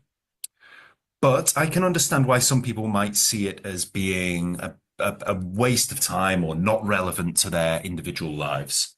What would you say, Quian? Why do you think anyone might think learning about history could be a waste of time? I think it doesn't solve current problems, focus on memorization, and seem irrelevant and seem irrelevant to modern skill like technology or business. Very good. Yeah, so that's another strong argument for why learning about history is a waste of time, because people might say, why am I learning about something that happened 1,000 years ago? I want to learn about something relevant to my life right now. So that's another good argument to state the opposing point of view. Yeah. All right, guys, we're going to have to finish there. So is there anything else I can help you with or anything I can go through with you before we finish? I think no. Okay. No. All right, guys. Well, if you need anything, send me an email or message me, okay? All right. Bye-bye for now, guys. Bye-bye. Bye teacher. Bye-bye. Goodbye, teacher. Bye-bye, everyone. Take care.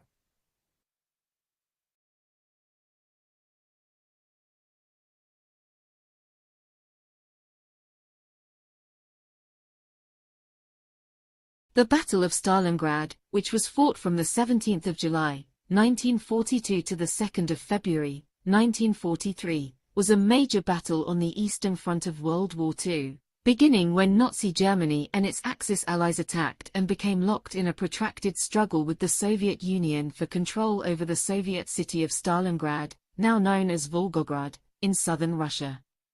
The battle was characterized by fierce close-quarters combat and direct assaults on civilians in aerial raids. The battle epitomized urban warfare, being the single largest and costliest urban battle in military history. It was the bloodiest and fiercest battle of the entirety of World War II, and arguably in all of human history, as both sides suffered tremendous casualties amidst ferocious fighting in and around the city. The battle is commonly regarded as the turning point in the European theatre of World War II, as Germany's Oberkommando der Wehrmacht was forced to withdraw a considerable amount of military forces from other regions to replace losses on the Eastern Front. By the time the hostilities ended, the German 6th Army and 4th Panzer Army had been destroyed and Army Group B was routed. The Soviets' victory at Stalingrad shifted the Eastern Front's balance of power in their favor, while also boosting the morale of the Red Army.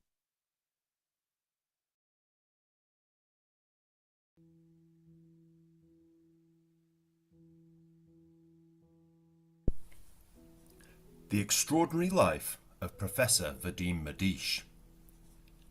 Professor Vadim Medish, born in Krasnodar, Russia, in 1924, grew up amidst a culturally diverse community nestled in the Caucasus region. His family history reflects this richness, as both Russian and German were spoken in their home. Medish's father, a biologist educated in Germany, dedicated his life to studying plant diseases at a local agricultural university.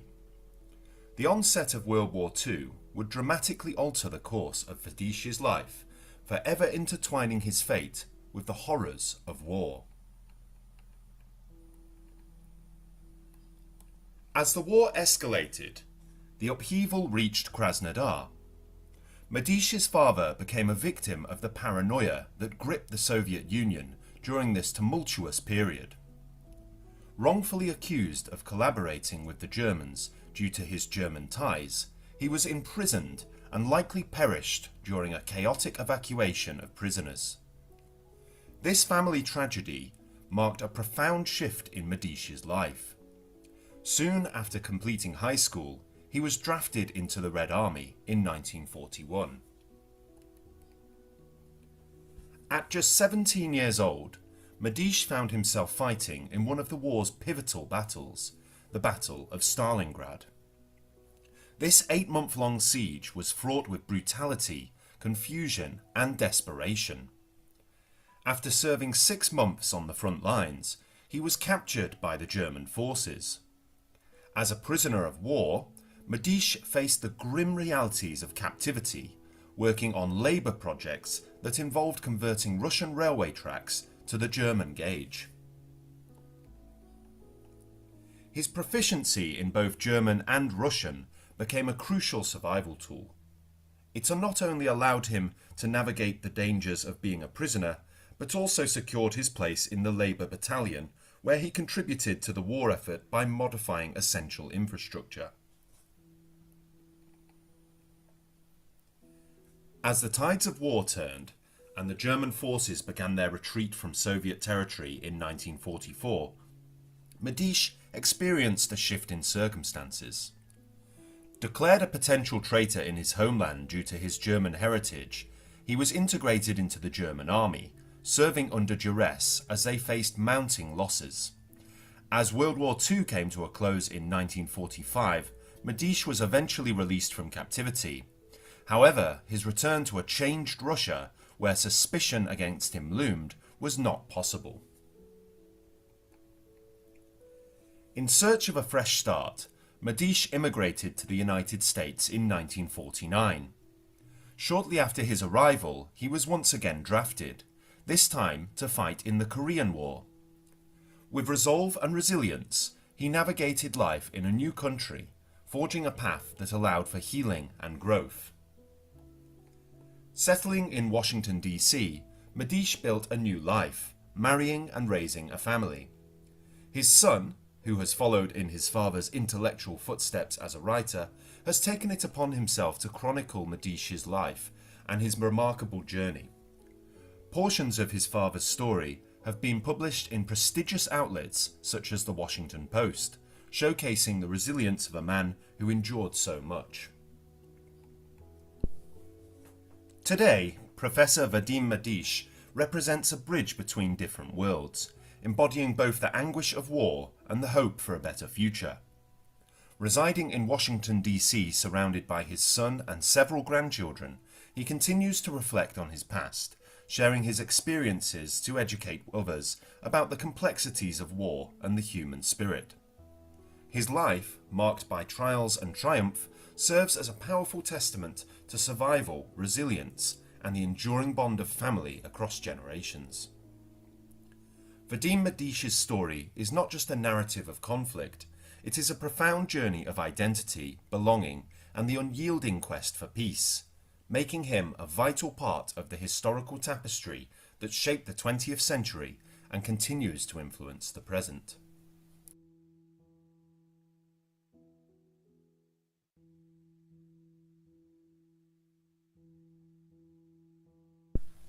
Vasily Zaitsev, the sniper of Stalingrad,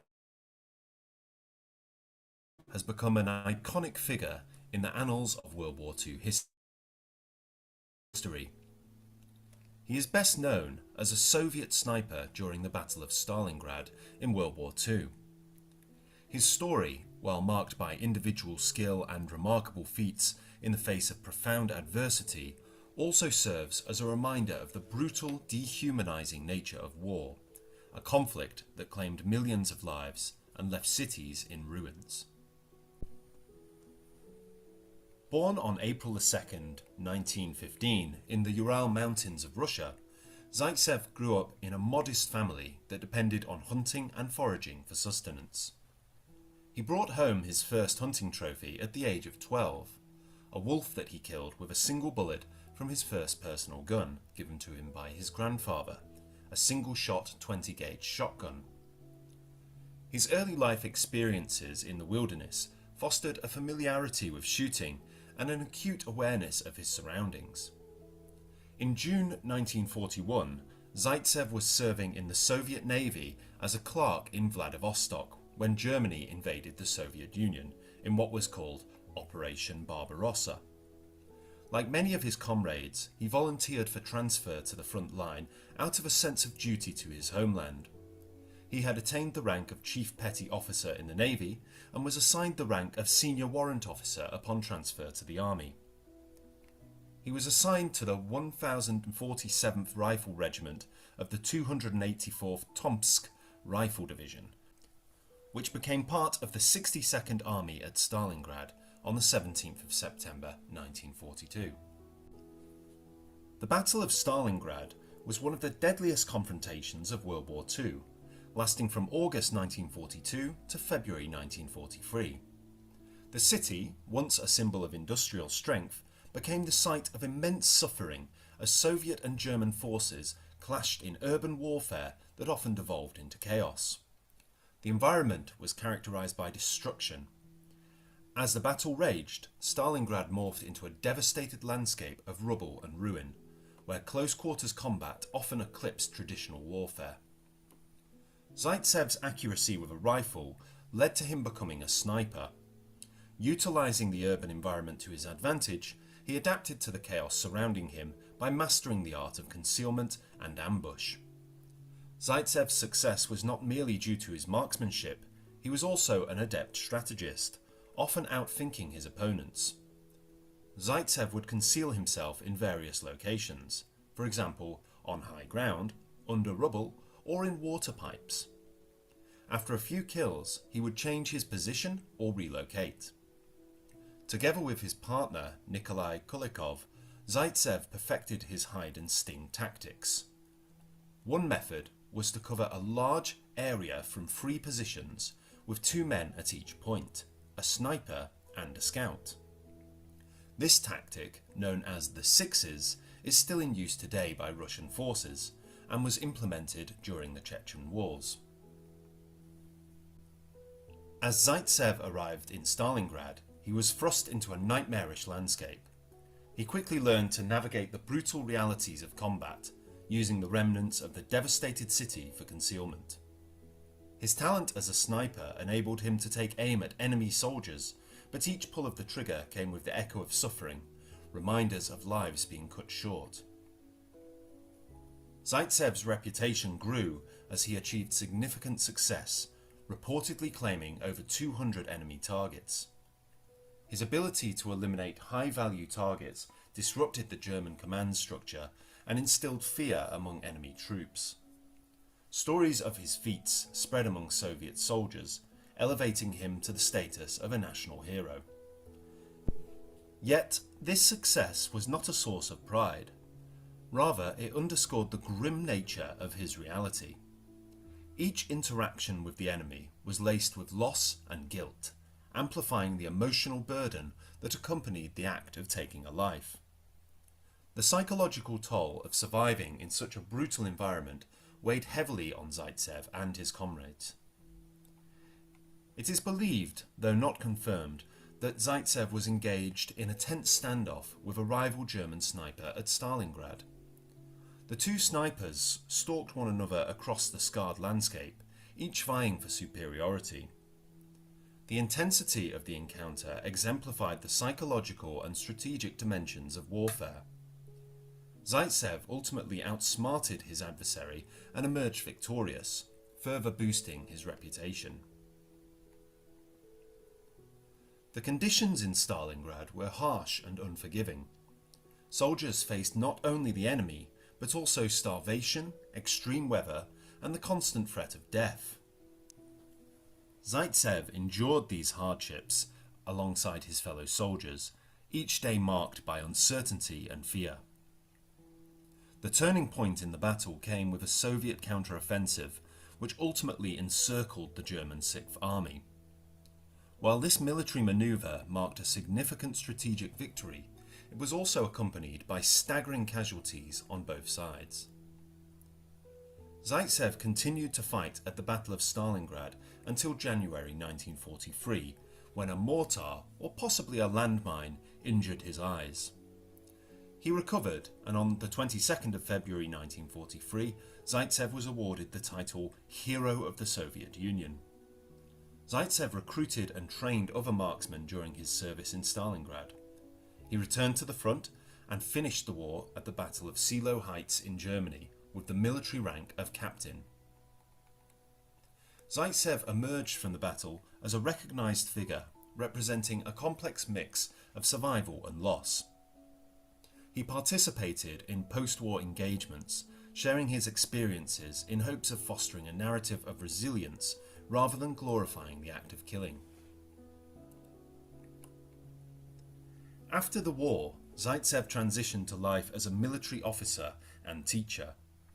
He authored his memoirs to recount the realities of his experiences, opting to focus on the profound impacts of war rather than seeking personal glorification. His legacy is multifaceted. While his skills were remarkable, his story also serves as a somber reminder of the costs of conflict, the loss of life, and the emotional scars left on those who survive.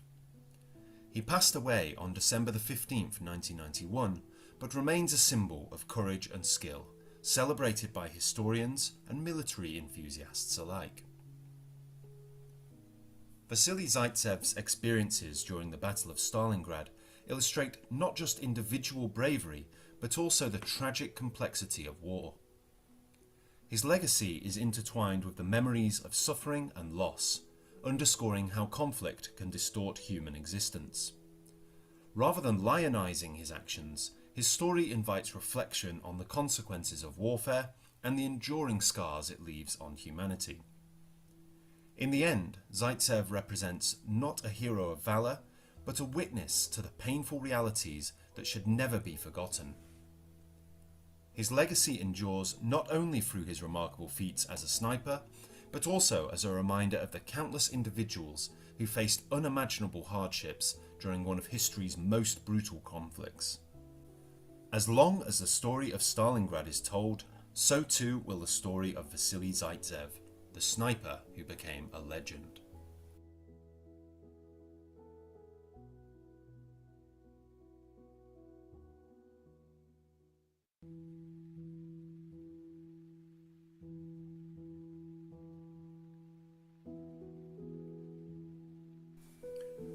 Friedrich Paulus, the rise and fall of a German general at Stalingrad.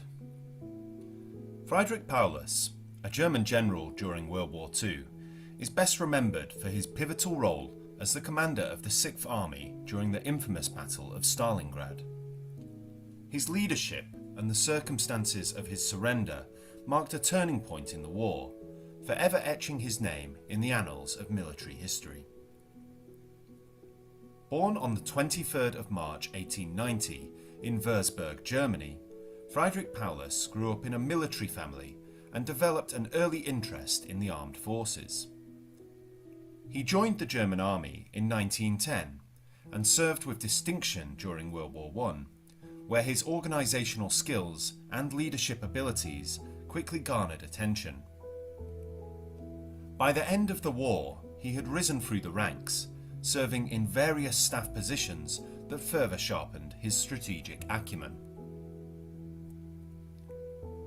Following Germany's defeat in World War I, Paulus remained in the newly formed Reichswehr, the Weimar Republic's military. Despite the limitations imposed by the Treaty of Versailles, he continued to build his career, demonstrating his competence in planning and logistics.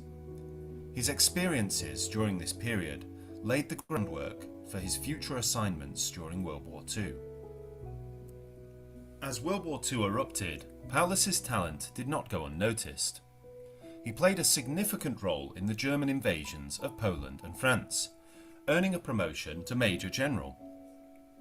In November 1941, he was appointed as commander of the Sixth Army with the ambitious task of capturing Stalingrad, a strategic city on the Volga River.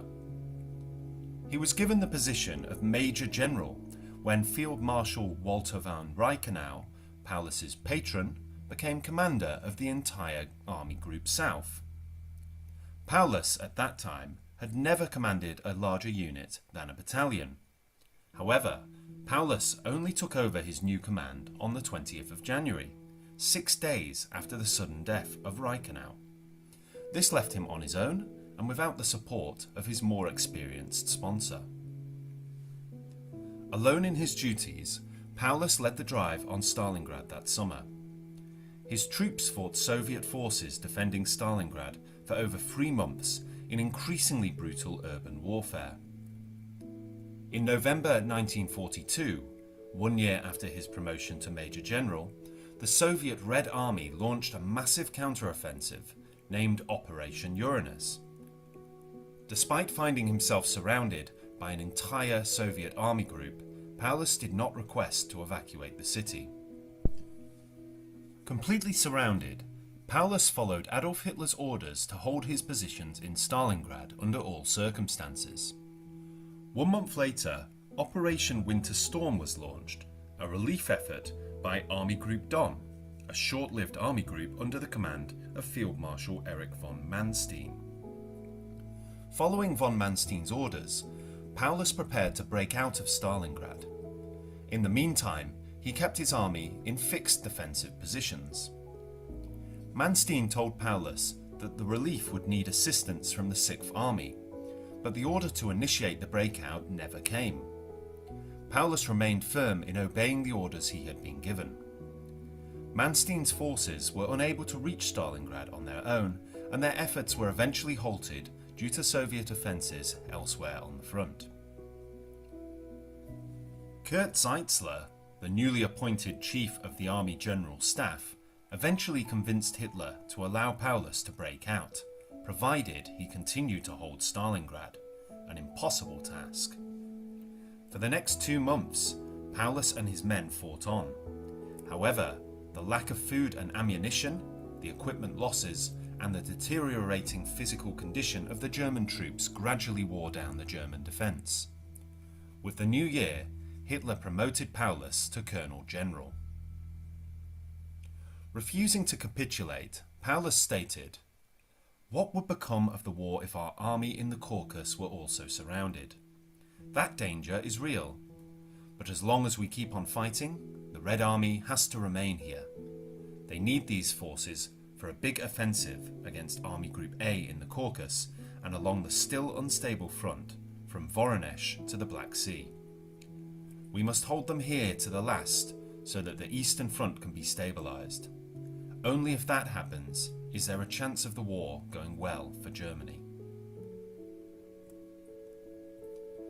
On the 7th of January 1943, General Konstantin Rokossovsky, commander of the Red Army on the Don Front, called a ceasefire and offered Paulus's men generous surrender terms, including normal rations, medical treatment for the ill and wounded, and permission to retain their badges, decorations, uniforms, and personal effects. As part of his communication, Rokossovsky advised Paulus that he was in an impossible situation. Paulus requested permission from Hitler to surrender. Even though it was obvious the 6th Army was in an untenable position, the German Army High Command rejected Paulus's request, stating, "Capitulation is out of the question. Every day that the army holds out longer helps the whole front and draws away the Russian divisions from it." After a Soviet offensive overran the last emergency airstrip in Stalingrad on the 25th of January, the Soviet command again offered Paulus a chance to surrender.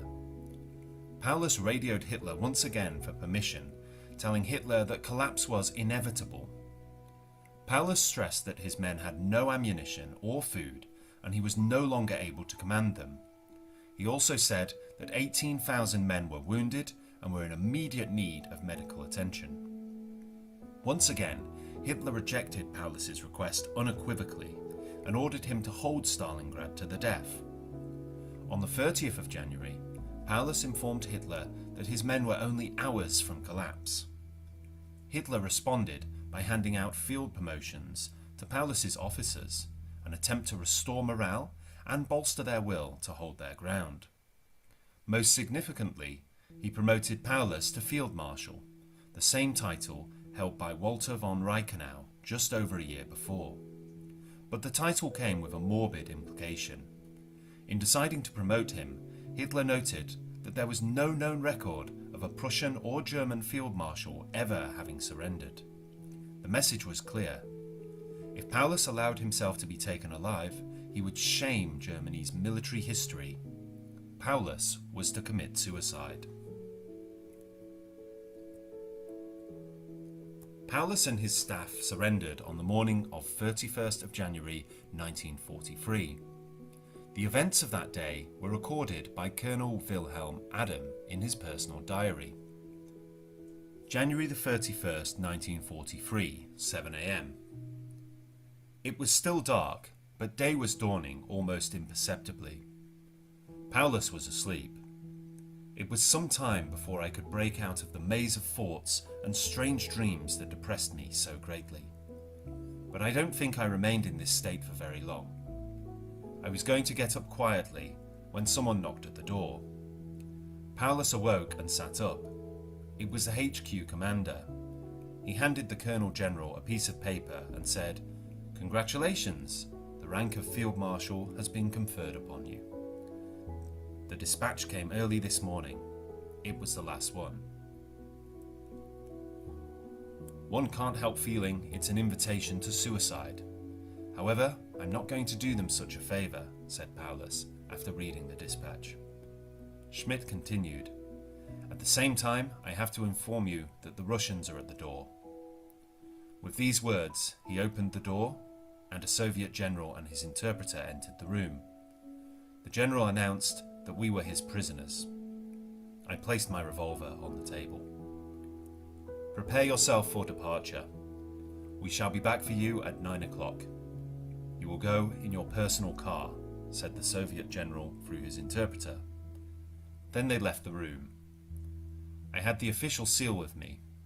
I prepared for my last official duty.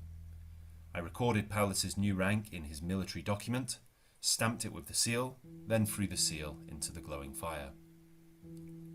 The main entrance to the cellar was closed and guarded by the Soviet soldiers.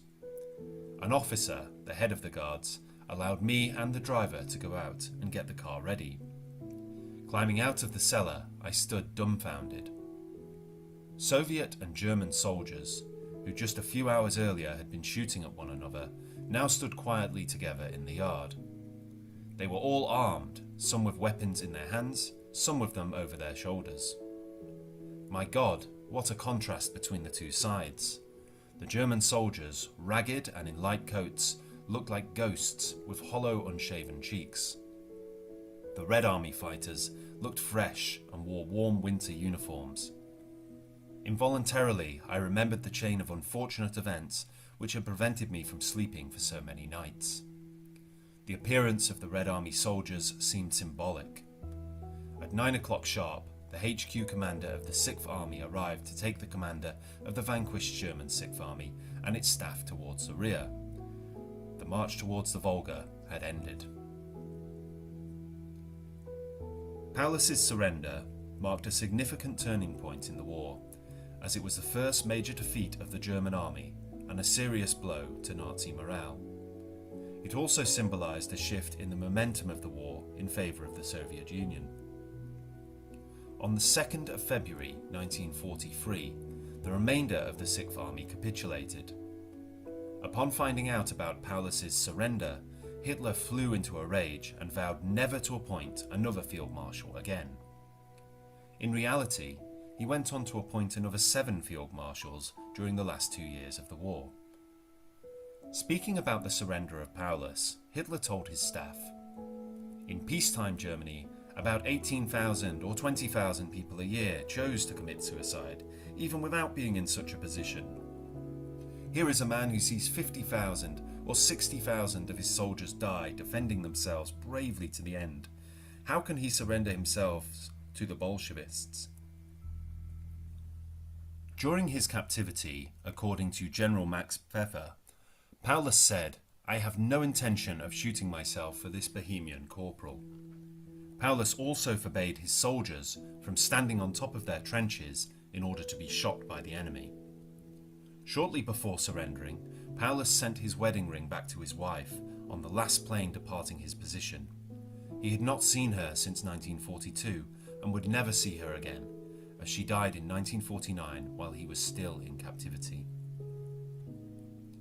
After his capture, Paulus was held as a prisoner of war by the Soviets. Throughout his captivity, he reflected on the events that had transpired and became increasingly critical of the Nazi regime. Upon his release, he settled in East Germany, where he lived until his death on February 1st, 1957, in Dresden. In his later years, Paulus published writings that detailed his experiences during the war, offering a valuable perspective on the strategies employed and the realities faced by soldiers. His memoirs provided insight into the complexities of warfare and the psychological toll it exacted on commanders and troops alike. Friedrich Paulus remains a complex figure in military history. Some view him as an able commander caught in a no-win situation, while others criticize his execution of the campaign and his decision to surrender. His experiences at Stalingrad not only highlight the devastating impact of war, but also serve as a reminder of the consequences of strategic miscalculations. His writings and the lessons learned from his command continue to be studied by military historians and students of warfare, ensuring that his legacy endures as a cautionary tale of ambition, strategy, and the harsh realities of battle. Friedrich Paulus's life is a testament to the tumultuous times of World War II. His rise through military ranks, the challenges he faced at Stalingrad, and his reflections on warfare paint a vivid picture of a soldier caught in the depths of one of history's most brutal conflicts. As we continue to study the events of this era, Paulus's story serves as an enduring reminder of the complexities of leadership and the often unpredictable nature of war.